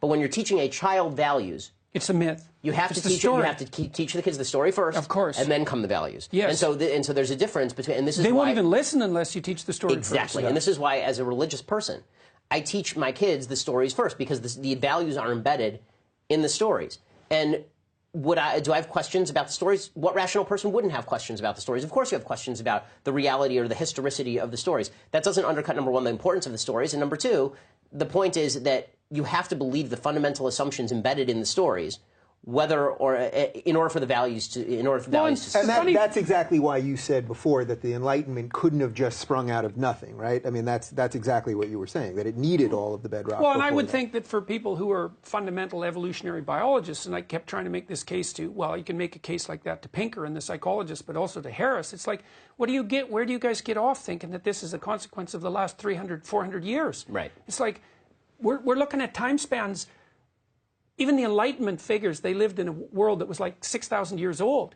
We're living in a world that's 3.5 billion years old. You have to extend your thinking about the origins of phenomena like morality way back past the Enlightenment. And so this adventure thing, this is a good example of the wisdom that's embedded in those myths. So like, I didn't know that much about... And I will say, sorry, to just pause for a second, and I would say in that history, specifically because... as a point of belief, I do believe that this is a historical circumstance. And whether you call it myth or history, as long as you believe the reality of myth, and you and I believe in reality in different ways, and this is part of the fundamental distinction, because my understanding is that your understanding of what is true and what is real is an almost a quasi-utilitarian Charles Peirce view of because you recommended me the book. So, but my view is much more like Sam's in the sense that most religious people believe the objective truth about historical myth, right? But when it comes to getting beyond that question, then I think we're in almost complete agreement. The strange thing is, too, with these mythological stories is that, like, there are forms of abstraction that are more true than what they're abstracted from, right? Mathematics is like that, and I'm going to do a bunch of lectures on Exodus, and I think the Mosaic story is a really interesting example of that. It's like, what a good piece of, here's a kind of truth. This is literary truth. And it's true, is that, well, this happened, and this happened, and this happened, and this happened, and there was a pattern about what happened. Let's call that the heroic pattern, for lack of a better word. And so the question is, well, what's the reality? Is the reality the specifics of what happened in each person's individual life, or is it the general pattern that manifested itself across all those people? And I would say, if you want to extract out guidelines for proper living, then the reality is the abstraction that's pulled out of the multiple stories. And so even if the story of Moses is a composite story in some sense, that doesn't mean it's not true. It's true the way, and this is something that I could never make headway with regards to Sam. It's like, well, is there literary truth? Well, there better be, because otherwise, what is the use of literature, and how do you rank order literature in terms of quality if there's no standard of truth? Well, what's the truth? Well, it's an abstraction. And if you don't think that abstractions are true, then you're not thinking, because you can easily make a case that a proper abstraction is more real than the thing from which it's abstracted. You certainly make that case with mathematics. And so these stories, it's not only that they have pragmatic utility, although I try to explain things biologically when I can do that, it's that that utility is true in the broader sense that we've been describing truth. And so the Abrahamic story with the call to adventure is very interesting. So and it's something else that I've been lecturing to my audiences about. It's, well, what's the purpose of life? Well, it's an adventure. Well, where do you see that? Well, you see that in the Abrahamic story in particular, because Abraham's this guy who fails to launch, right? He's 80 and he's still in his father's tent, and God says, you know, get up. Well, and that's the call, right? What is that? You think, well, there's a call to adventure. Well, there is a call to adventure. Young men die without that call to adventure. That's what attracts them to ISIS, for God's sake, is the call to adventure, right? And you could say, well, that's warped and twisted in those individuals because the society hasn't canalized that into the proper channels, right? It hasn't given them a moral equivalent to war in William James terms. It hasn't called them out properly. But God calls out Abraham, and all that happens to Abraham to begin with is that he encounters a famine and a tyranny and a conspiracy to steal his wife. Like it's a bloody catastrophe. And you think, oh, I see. Well, it isn't that God is calling you out to happiness. He's calling you out to the great adventure of your life, right? And that comes along with the suffering and the burden and the malevolence and all of that. And so it's something grand and noble, like a seafaring expedition on the high seas. It's not that impulsive, self-gratifying, immediate happiness that seems to be, what would you say, the obsession of our current culture. Yeah, so I'm glad it's a call to physical adventure that I think people are lacking right now. But I think it's also a call to spiritual adventure in the sense that you are supposed to see how your values stack up against reality. I mean, this is the most famous story of Abraham. Well, the most famous story is the sacrifice of Isaac, and in that story, my view of that story is that I've never found that story particularly puzzling. A lot of people find that story particularly puzzling because it's God saying, you know, go sacrifice your son. But to me, what he's actually saying is the fundamental truth. That story is the fundamental truth of raising a child and committing to something. Because what God is actually saying to Abraham is you have to put your child at risk of death to live for a certain set of values. And then Abraham has enough faith to say, and I trust that God is not actually going to kill my child, but by committing to this set of values, I am in fact putting my child at risk of death. Because you're putting your child in the world. Yes, that's right. And not only that, you're doing so on behalf of your family. You're doing so on behalf of your God. You're doing so on behalf of a broader purpose. And by the way, this is what it means to be, I think, an emissary, a fighter and a soldier and an emissary for the West. I think this is true particularly, you know, as a Jew. I think this has always been true of Jews because here's the reality. Every time my son is born, 8 days later we circumcise him.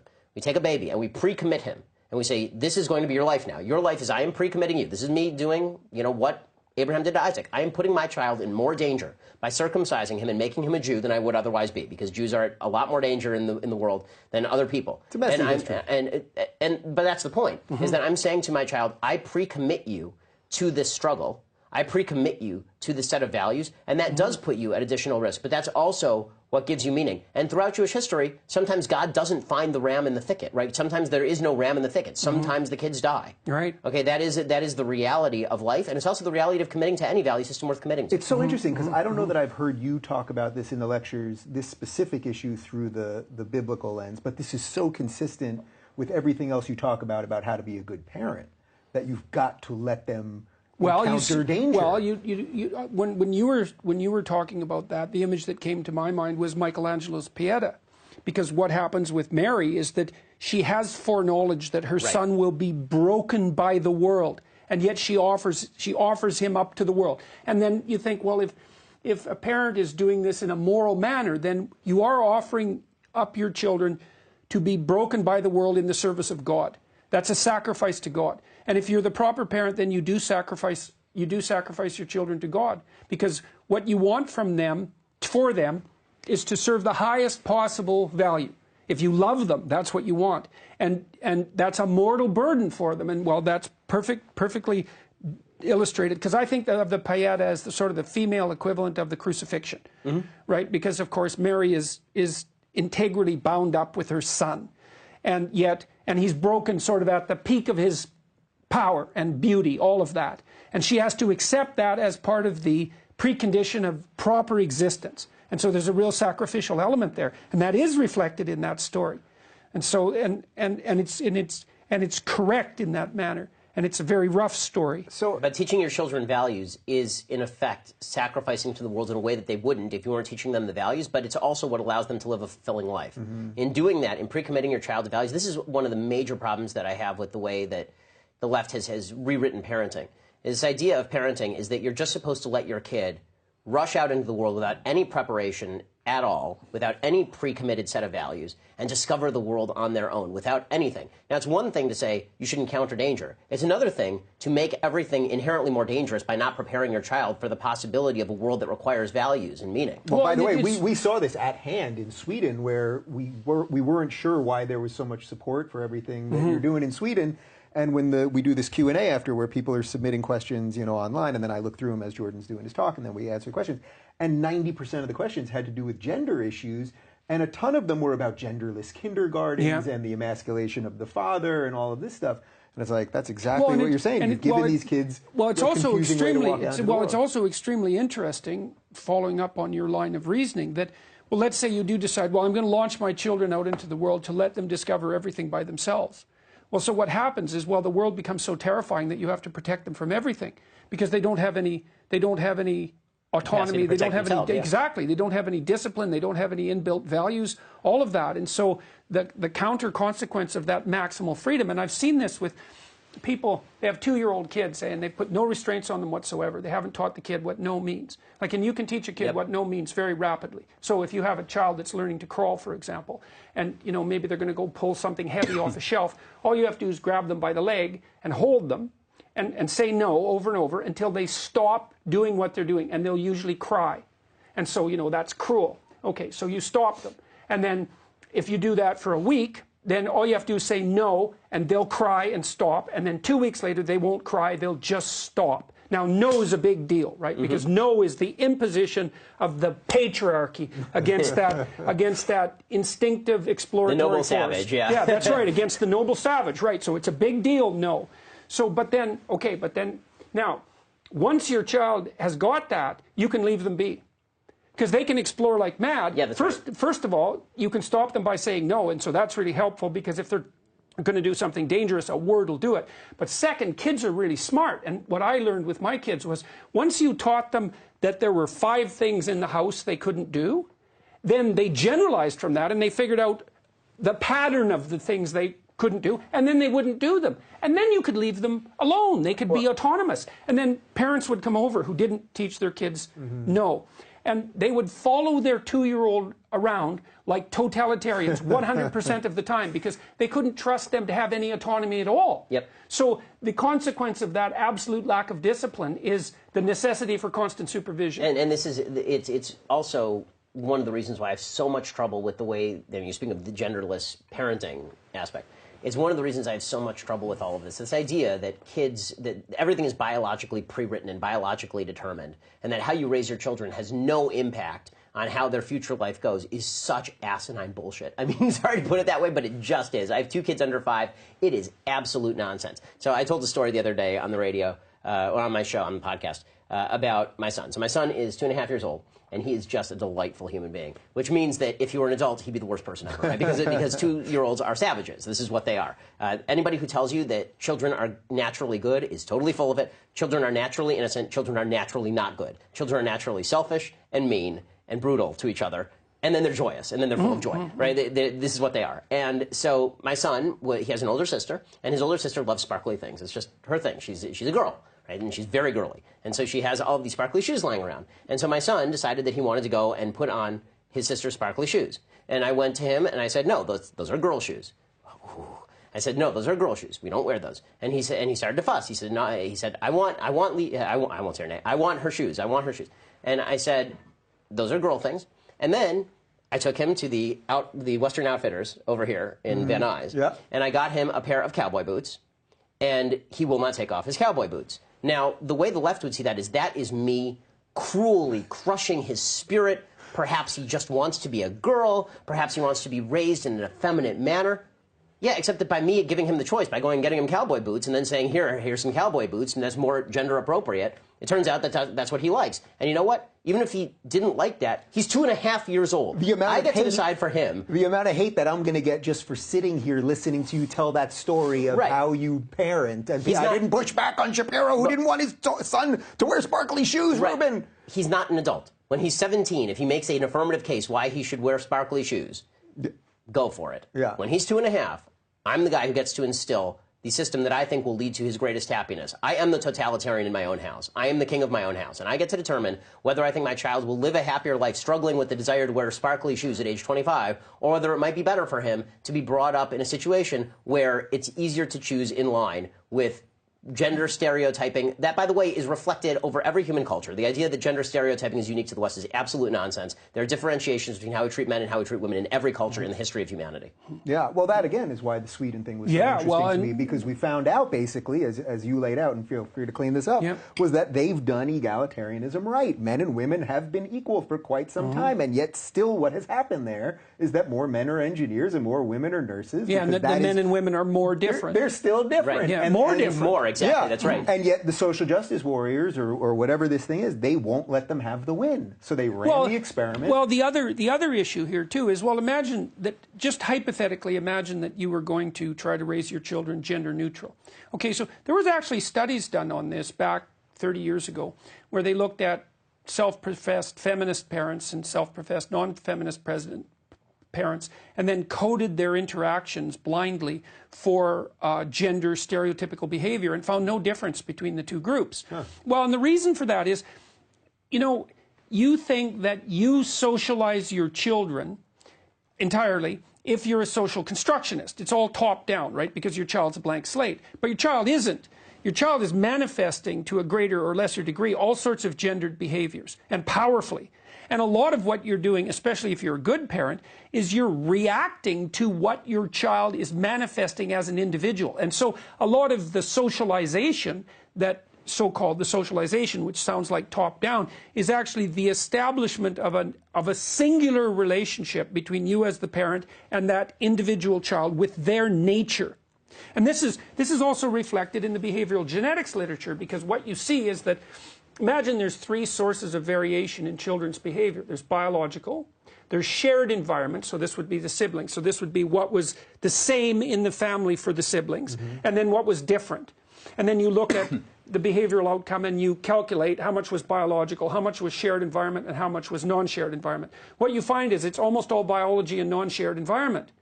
And so people have read that to say, well, parents don't matter because there's no shared environment. But it's not the case, because what happens is, if you're a good parent, is the relationship you have with child one is significantly different than the relationship that you have with child two. Even though there may be moral presumptions that are organizing your family. The times when you're treating your children identically are almost never. Right. Almost never. That's right. Well, why back would you... to Cain and Abel, right? I mean, but this is right. I mean, like, if God is the parent figure in that story, treating your children differentially is a way of being a good parent. That's right. If you treat your kids exactly the same, you're not being responsive to your kids, and you are teaching them that essentially there are no consequences to actions.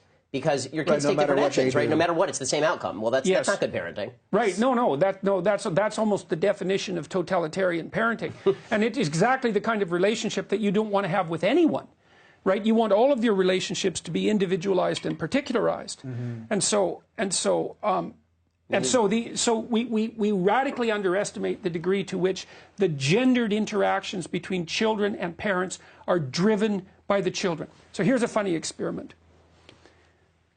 There's some evidence that parents who drink more are more likely to have children with ADHD. Now, I'm not a big fan of ADHD diagnosis, but we'll leave that aside. Okay, so then there was some suggestion that maybe, well, ADHD is part of a genetic complex that involves alcoholism and antisocial personality, because those things also clump together. And so there's various experiments done to see if that is the case, and there's a fair bit of diagnostic overlap between childhood conduct disorder and ADHD, so it's kind of messy. Irrelevant. Here's the experiment. You bring parents in to interact with children who aren't their own, and you have them do an alcohol taste test. And so the taste test is, well, here's rum and Coke, and here's vodka and orange juice, and here's orange juice, and here's water. And what we want you to do is to just rate the taste of each of these beverages, okay? And so then we expose you to some children. And one of the children is a child with a diagnosis of ADHD, and one of the children is one that doesn't. And then, so you do that with a bunch of parents, and then you have them do the taste test. Okay, well, you don't care what they rate the damn drinks, you just care how much they drink. Yeah. And it turns out that the parents that were exposed to the kids that have attention deficit disorder drink far more. Yeah, so, but it's a good example of the idea of bidirectionality and socialization. It's like, you're not you have a relationship with your child. Now, you obviously enforce a certain degree of social norm if you're sensible, because you want your child to be socialized and desirable to other people. You want them to be able to play reciprocally, and you want them to be attentive enough to adults so that adults treat them well, so the world opens up to them, right? So that's what you're doing. But other than that, you're particularizing like mad, because even to get that child to that end state requires a particularized path. You know, my daughter was intrinsically very cooperative, and my son was intrinsically very competitive. And so the pathway to getting them both to be reciprocal players was substantially different, exactly even though the desired outcome, and they became reciprocal players. Like they were popular kids who were in constant demand as playmates, which I think is the hallmark of successful parenting, by the way. By the time, if your kids are 4 and other kids really want to play with them, it's like, you did it, you got it right. And if they're not, then something's gone seriously wrong. But there's multiple pathways to that. So I'm glad we got this to the current day, because one of the things that I wanted to ask you guys about is what we're basically talking about here is living life with a certain set of rules. And we can whittle away whatever. 12 of them. 12 usually 12 of them, although I hear there's going to be a couple more coming. There's more coming. That's the rumor. God had time. So. Yeah, 10, 12, whatever it is. But it seems to me we live in a time where the energy is just around the people that have no rules. So, sort of as the Trump thing grew, it was this sort of destructive force. Break all the things, yeah. That break all the things, right? And Eric and I talked about how Eric Weinstein would have wanted a panther in a china shop, but I said, you just don't get that. You get the bull in the china shop. That's how it is. Now I see the energy behind sort of the SJW left and the news that socialism is cool and that it's much easier to destroy than create.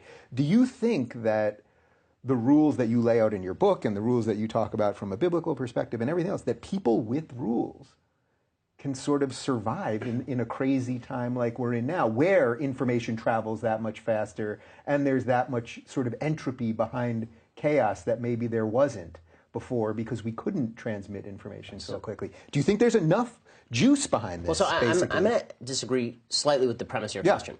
I don't actually think that the left doesn't have rules. I think they have more rules than we do. I think that we have a certain basic set of rules and then an immense amount of freedom within these guardrails.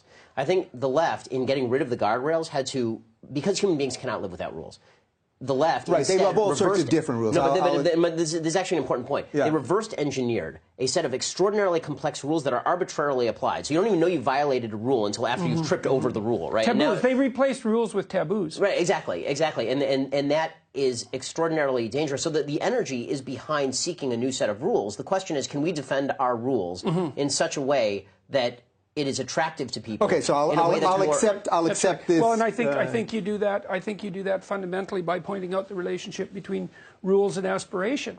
It's like the rules define a value hierarchy, and then that gives you something noble to do. That's your call to adventure. Exactly. And so the rules don't constrain. They do constrain you, obviously. Rules constrain, but at the same time they constrain, they provide an organizing framework and a direction, and that direction isn't optional, because the other thing rules are like pants. Okay, you put them on and they're fundamentally constraining, but they allow you to walk through brambles. Right? Right. Well, that's also why when you see that one of the first things that happens in the Garden of Eden when Adam and Eve become self-conscious is they put on clothing. Exactly. Right. It's a constraint and a protection at the same time. And culture is always that. It's constraint and protection at the same time. And the radical types are always going, the constraint, and fair enough, right? Because there's that tyrannical aspect. But the protection and the aspiration are of absolutely critical importance.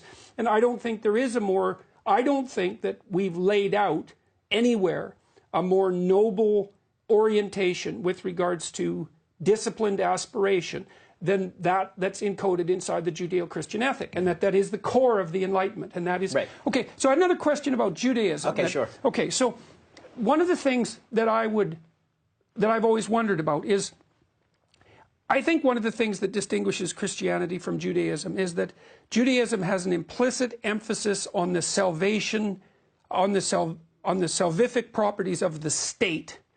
And I don't think you see that in Christianity to the same degree. So, I mean, because there's... Can you explain that a little further? Yeah. Well, there's the idea of Israel. No, that's part of it. Yeah. And there's the idea of the Jewish nation as a people, right? Whereas Christianity has this universalism that's built into it. This is right. Right. And so This is a fundamental distinction. So and this is, I've never been able to have this conversation with anyone because it's an unbelievably dangerous conversation. But it seems to me that the advantage of Christianity is that it places the fundamental locale for salvation within the individual. I mean, independently of whether it's like pushed off for reasons of mercy onto Christ, which is something else we didn't finish discussing. Is one of Jung's points with regards to Christianity and Catholicism was that there was a merciful element to it because the burden that was placed on each person being the locus of redemption, let's say, was so heavy that it was unbearable. Right. And so that you needed an intermediary structure to like lift the load off you from time to time, which is what the Catholics do. It's like, well, here's all the ways that I've failed. That's okay. You're fallible. You're a fallible human being. You don't have to be crushed into absolute dust by the fact that you're not everything you should be. So, all right, but anyways. I think that's where Jewish guilt kicks in, if I'm not mistaken. Well, and it's also, I think, to some degree where Protestant guilt kicks in, because the Catholics have that out. Right. And you can be cynical about that, right? Say, well, you sin your whole life and then on your deathbed you're converted. It's like, well, that's all nonsense because you actually have to repent. And so if you have a lifetime of sin, there's going to be a fair bit of hell associated. That's right. That's right. But you can see the mercy in that Catholic approach because it gives you like a reset in some sense, right? You get to be washed. The fact that you're not everything you could be is a terrible burden. Right. And if you're carrying that all the time, it can just crush you into nothingness. And obviously that's present in its earlier iteration in the sacrificial system in the temple among Jews, or among the. I mean, like I say, in 3 times a day, you say a portion in the Shemona Esrei, in the silent prayer, in which you repent your sins, and then we have a full day, right? Yom Kippur is deliberately designed to do that and to try and wipe the slate clean and give you a fresh start. But as far as the other question that you're asking about, the state, the individual, right? So to me, it's less about the state per se, because when you're talking about the nation of Israel, Am Yisrael in the actual biblical parlance, it's not talking about like a bordered state and corporate salvation within that. It's about the special responsibility of this group of people to spread light to the world, right? That you're supposed to be in the, again, Hebrew phrase, I'm using a lot of Hebrew today, but we're talking Bible, so we're okay. Is that you're supposed to be a mamlechet kohanim v'goy kadosh, meaning that you're supposed to be a nation of priests and a holy nation. And so that idea was expanded by Christianity to all of humanity corporately. That basically this applies equally to all humans. Now, what's interesting about Judaism is that Judaism actually has almost a 2-track approach. So if you are a Jew, then you have these responsibilities, these 613 mitzvot. You are not barred from the afterlife or from decency if you're not a Jew. So Judaism is only half exclusive in the sense that if you're a Jew, you're a Jew, and if you're not a Jew, we try to actually dissuade you from becoming one. But if you are outside the Jewish nation, you have a share in the afterlife so long as you fulfill 7 basic commandments, the commandments of Noah. Right? So there's a set of 7 commandments that were given to Noah. These are basic things. Don't steal, don't murder, don't commit adultery, don't eat the flesh of a living animal. You have to create courts of justice. These are like all very, very basic laws. And so what that means is that Judaism posits. Yoram Hazony is a really interesting philosopher from Israel. He has a new book out called The Case for Nationalism. Oh yeah, and essentially, we're getting him on. Yeah, it's really interesting. And basically, the case that he makes is that the biblical Jewish view of where values should be embedded at the maximal level is a safer view than the universalist conception. Because the universalist conception that you have a set of values that applies equally to everyone across all times and cultures actually leads to tyranny and cram-downs. Meaning that his argument is that the threat of the 20th century was not a bunch of nationalisms that were embedding particular values. It was certain nationalisms that wanted to become universalisms. It was Germany wanting to be the Reich that ruled the entire world, or the USSR wanting to be a country that was able to apply communism across all times and all places. So a certain level of particularism in how we apply basic rules, the 7 laws of Noah in the biblical case, or the 10 commandments, you can have certain cultural differentiations, and that allows for group cohesion and in a way that you can't with the great mass of humanity. Right. Because well, that's a Tower of Babel problem, right? Right. If you expand the corpus exactly to be too large, then it starts to become too complex in its structure and too totalitarian. Exactly. Right? So the Jewish critique of the universalistic principle would be, yes, there are certain fundamental universal principles that we should all hold by, and those we have to keep by Jews and non-Jews alike. But how those are iterated, they have to be iterated within a specific cultural structure. Otherwise, what you end up with is people trying to cram down cultural hallmarks of those structures on everybody else. And totalitarianism springs from the idea that I'm going to take my culture, which is different, not actually better, right? Like, we don't actually say that the 613 commandments are necessary for everyone. They're not necessary for people who are not Jewish. And to take that and say, okay, now everyone has to abide by those things would be a form of totalitarianism in a way that it is not when you say we have this particular set of values that is iterated to us in a particular way. Okay, but maybe we could think about it this way. Maybe that would include both sides, is that there's a danger to claims of universalism, and that's that large-scale totalitarian utopianism. And maybe you could criticize the universalism of Christianity as contributing to that from a conceptual perspective. But maybe you could say the same thing about the concentration on the particular on the side of the Jewish emphasis on the state, and that because there are obviously pathologies of ethno-nationalism and localization that also manifest themselves as another kind of danger, right? It would be the danger of too much exclusion and the danger of not enough exclusion. Right. And so the issue is how you get the relationship between the individual and the particular. Correct. Yeah. Well, this is one of the things that I think the EU is really struggling with, is because, I'm kind of, oddly enough, for someone who's a universalist, let's say, I'm somewhat sympathetic to the claims of the nationalists in the European Union, because it seems to me that what they're complaining about is that as sovereign individuals, there have been levels of bureaucracy laid out in this huge overarching structure, the EU, that divorce them as individuals from their masters, right? And they want a local structure so that they have some relationship with the structure. Right. And maybe you see in a place... And localism, by the way, with other human beings. I mean, the fact is that if you didn't value your own child more than you valued the child of a stranger, this would probably make you a bad person. Right. Like, we would actually consider you a bad person. Like, if you had the choice between if I had the choice between saving my son and saving a random kid of the same age, and I said, I don't see any difference between these two things. This would make me a bad person. So the idea of having societal bonds that are local in nature is one of the things that America got right in its original federal structure, is the idea of localism. Localism is very important as opposed to one set of rules for everybody, because we do have these variations, and those variations allow us to have the social fabric that's necessary. You can't. This is actually where, to bring it full circle back to the online stuff, the online world is a giant savanna. It is just one huge plain, right? There's no hierarchy in the online world. And not only that, there are no pockets in the online world on Twitter. It's just one huge plain. That doesn't generate any feeling of community. What generates a feeling of community is people who you actually have social ties with. And those social ties are necessary. Social fabric cannot exist for 6 billion or 7 billion human beings. Social fabric exists in your community, right? And as large as that community can grow. And there are limits to the growth of that community. And maybe this is what both Christianity and Judaism have in common when it talks about the Messianic era, is there will be a time when that social fabric can, in fact, encompass everybody. But that's not something that happens naturally. Well, and it might also still be that it's still full of particularities. Exactly. Right? It's just that the particularities have to be properly within a context, organized. Within a context, right? We like the EU in the sense that they have a certain set of social values, and as those social values disappear, we like the EU less.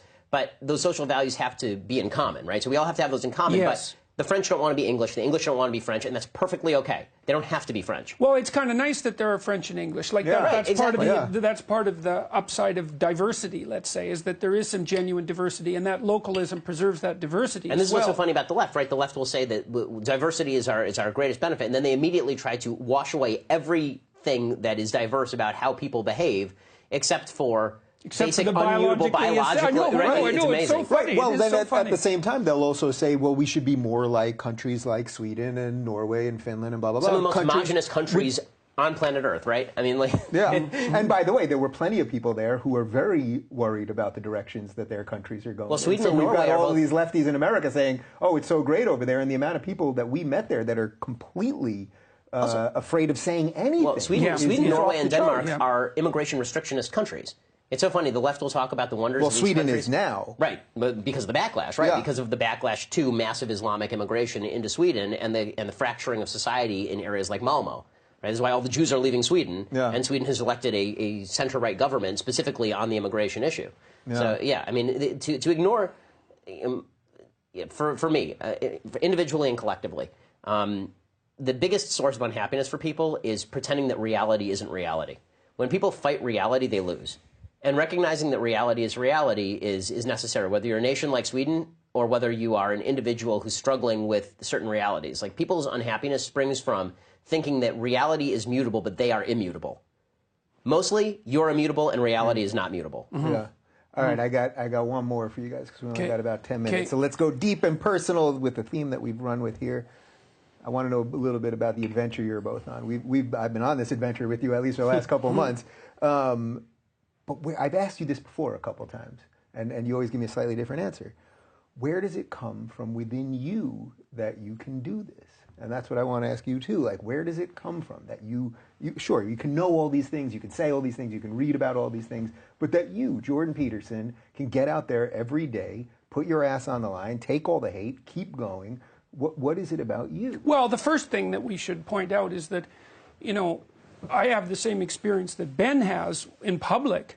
It's like I've had one negative interaction in public, and it was minor, and it was in Dublin with a woman who was really drunk. So we're going to not count that. Yeah, exactly. And it wasn't even that bad, but I've had thousands of personal interactions with people, and they're all unbelievably positive. They're not just positive, like people approach me and they're very polite and they're often apologetic because they think they're interrupting me.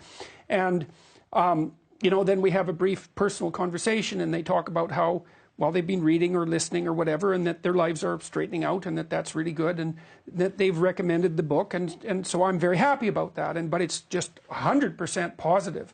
And it's an amazing and uplifting thing to be able to go all over the world. Like, I was in Slovenia a week ago. I think the effect of YouTube, by the way, and podcasts is even bigger in places where the media isn't as reliable or well developed as it is in the West. It's hard to say how huge an effect it has, but it's unbelievably big. And so people were stopping me all over. And it's a remarkable thing to go into a new city and have complete strangers approach you in the most positive possible way, and then to tell you something private about their lives, and then to share with you some triumph they've had. It's like that. There's nothing that can be better than that. And then when we do these lectures, it's that en masse, right? Yeah. We have like 1,000, 2,000 people come to the auditoriums, and very little of what we've been discussing has been political, except that's the thing. Well, except the way we've been discussing politics, on a general level with ramifications. As a variant of philosophical orientation, say, but it's almost all centered on individual development, and so it provides a kind of energy. Like, and then I've been in a more and more fortunate position over the last 9 months, because although I still find it very stressful to have contentious interviews with journalists, like the GQ interview, for example, they have their advantages. It's not like they're a net loss in terms of promoting what I'm trying to do, which is to try to help individuals fortify themselves. And then so all of the elements of this that are positive is enough to sustain this and to enable it to continue, and to also make me think that there isn't anything more relevant or meaningful or adventurous that I could possibly be doing. So it's feeding the meaning at the same time. Oh, definitely, that's absolutely. What I'm finding through this is like every night that we're out there, there's this like renewed sense of, wow, this is real. It's not just we're putting it up and let it go to the universe. It's like we're seeing these people. And when that guy, we almost took off late from one flight, when that guy that was working at the airline came up to you right in the front row and was going on, and he could barely speak. Yeah. And it was like, holy cow, and you have people, real. they say, well, my girlfriend and I decided to get married, now we're having a baby because we've listened to your lectures. Or I'm here with my father and we put our relationship, that happened. The father and son who literally hadn't seen each other, I think they said 7 years, and they came to the show. Yeah. And they were all smiling away. And there's just endless stories like that. And I believe two things. I believe that the individual is the fundamental locus of salvation and redemption. I truly believe that. I don't think there's anything that's more true than that. And then every time I see someone who's put themselves together, I think that's one more major victory, not minor, which is also why I'm always talking to individuals in the audience. And when we do these meet and greets afterwards, which kind of have this commercial cheesiness about them, but I don't care about that, because that's how it is. That's how it has to be. Yeah. It's set up so that it works. I meet 150 people, and I'm very careful with every single person that I interact with. And the reason for that is because I'm absolutely thrilled that they're there. They're there because they are trying to not make things worse, minimally, right? And so, one of the themes that we've been discussing in these lectures continually is that not only do you have a moral obligation to aim up and be good, like, and to pick the highest value that you can conceive of and pursue that honestly, but that if you don't do that, to the degree that you fail, something that's hellish takes that space. And I really believe that. Like, I've believed that since 1987 when I was studying totalitarianism. I realized that it was the abdication of individual responsibility in the final analysis that led to the horrors of Nazi Germany and the totalitarian communist states. It was on us, each of us. And so I thought, well, then the thing to do about that is to do whatever you can to strengthen individuals and to make them more like appropriate moral agents. Not rights, not the individual rights, but the individual responsibility. And I truly believe that that's how you keep hell at bay. And so there's a lot, because I really believe that, there's a lot of energy in that. It's like, I'm not interested in having a replication of what happened in the 20th century. Like, enough of that, enough. And so if with each person that's on a better path, that probability decreases by 1/7 billionth, then so be it. And I think the effect is much larger than that, because I think it's a network effect. I don't think, I mean, this is what I was saying to you right before we started. I don't think we can really understand how big it is, because now there's lectures, you're doing your show live, I'm doing stand-up, Rogan's doing his thing, Sam's doing all these things, and it's not just about us. I don't want to make it just about us, but that there is some other energy. So when I talk about the energy of destruction that's out there, I think there is a great energy of creation, and I think we're part of it. I don't know how you're going to top that answer. No, I'm not. I'm just going to do a short form, which is it's fascinating. So I go out in public, as I say, and a lot of people want to take pictures, and I'm sure Jordan gets it as much or more than I do.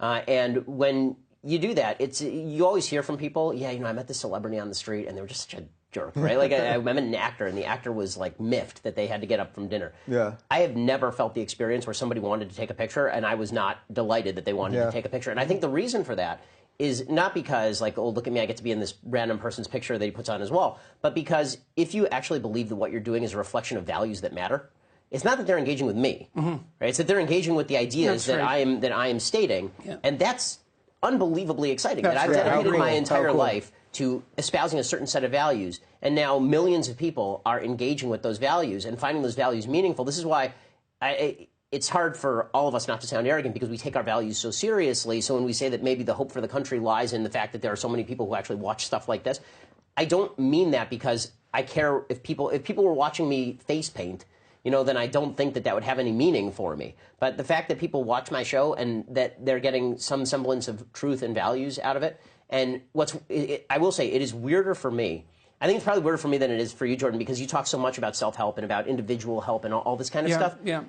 Because I'm a politics guy and I spend most of my day breaking down current events, the fact that I get so many people who email me, and I send them to my wife, I send them to my parents, because this is the stuff I'm actually the proudest of, is when I get emails from people. And I got one today from some guy who said, yeah, I knocked up my girlfriend and I didn't know what to do about it, and then I started listening to your show, and I realized that for me to be a better and more responsible human being, I needed to marry my girlfriend, and we've been married now for 3 years, and she was thinking about getting an abortion. I listened to your show, she didn't get an abortion, now we have a kid, and it's just an amazing, amazing thing. Like, that's the stuff that I care about. I think politics, what I do for a living, the politics, that's the stuff that's existing on top of the iceberg. And what I hope I'm doing is talking about this in a sense that allows people to draw a straight line down to the bottom of the iceberg and say, okay, well, the real important stuff is not what's happening in the Mueller investigation up here. It's what's happening in terms of truth and decency and waiting for available evidence down here, to take one example. And so every news story is supposed to tie down into the rootedness of a value system.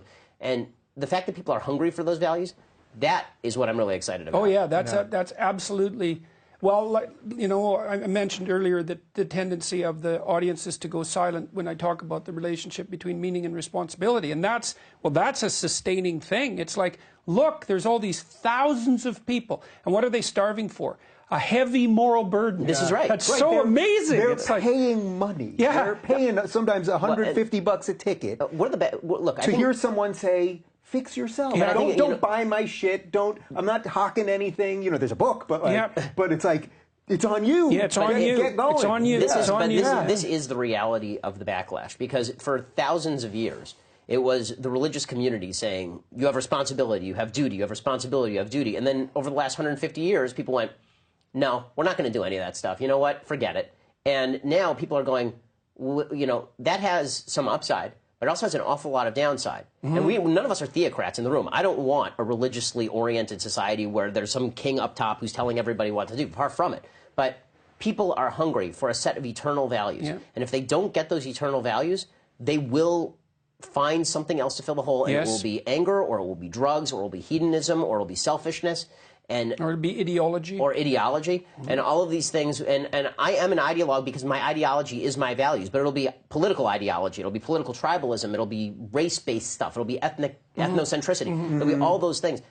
What we're doing by promoting a set of values that matter is we are allowing people to not only keep the chaos at bay, but find a path amidst the chaos. Viktor Frankl says in Man's Search for Meaning that in the middle of the Holocaust, what kept certain people alive and why did certain people die? He said, because if you were in the middle of the Holocaust living in the death camp, it was the people who found some sense of purpose in the death camp who actually got to live. And how can you find purpose in the most purposeless place in the history of humankind? He said it didn't matter. If human beings can find meaning, living in a concentration camp where people are getting gassed to death every day, then you certainly should be able to find meaning in the freest, most rich, most prosperous human society in the history of humanity. Right.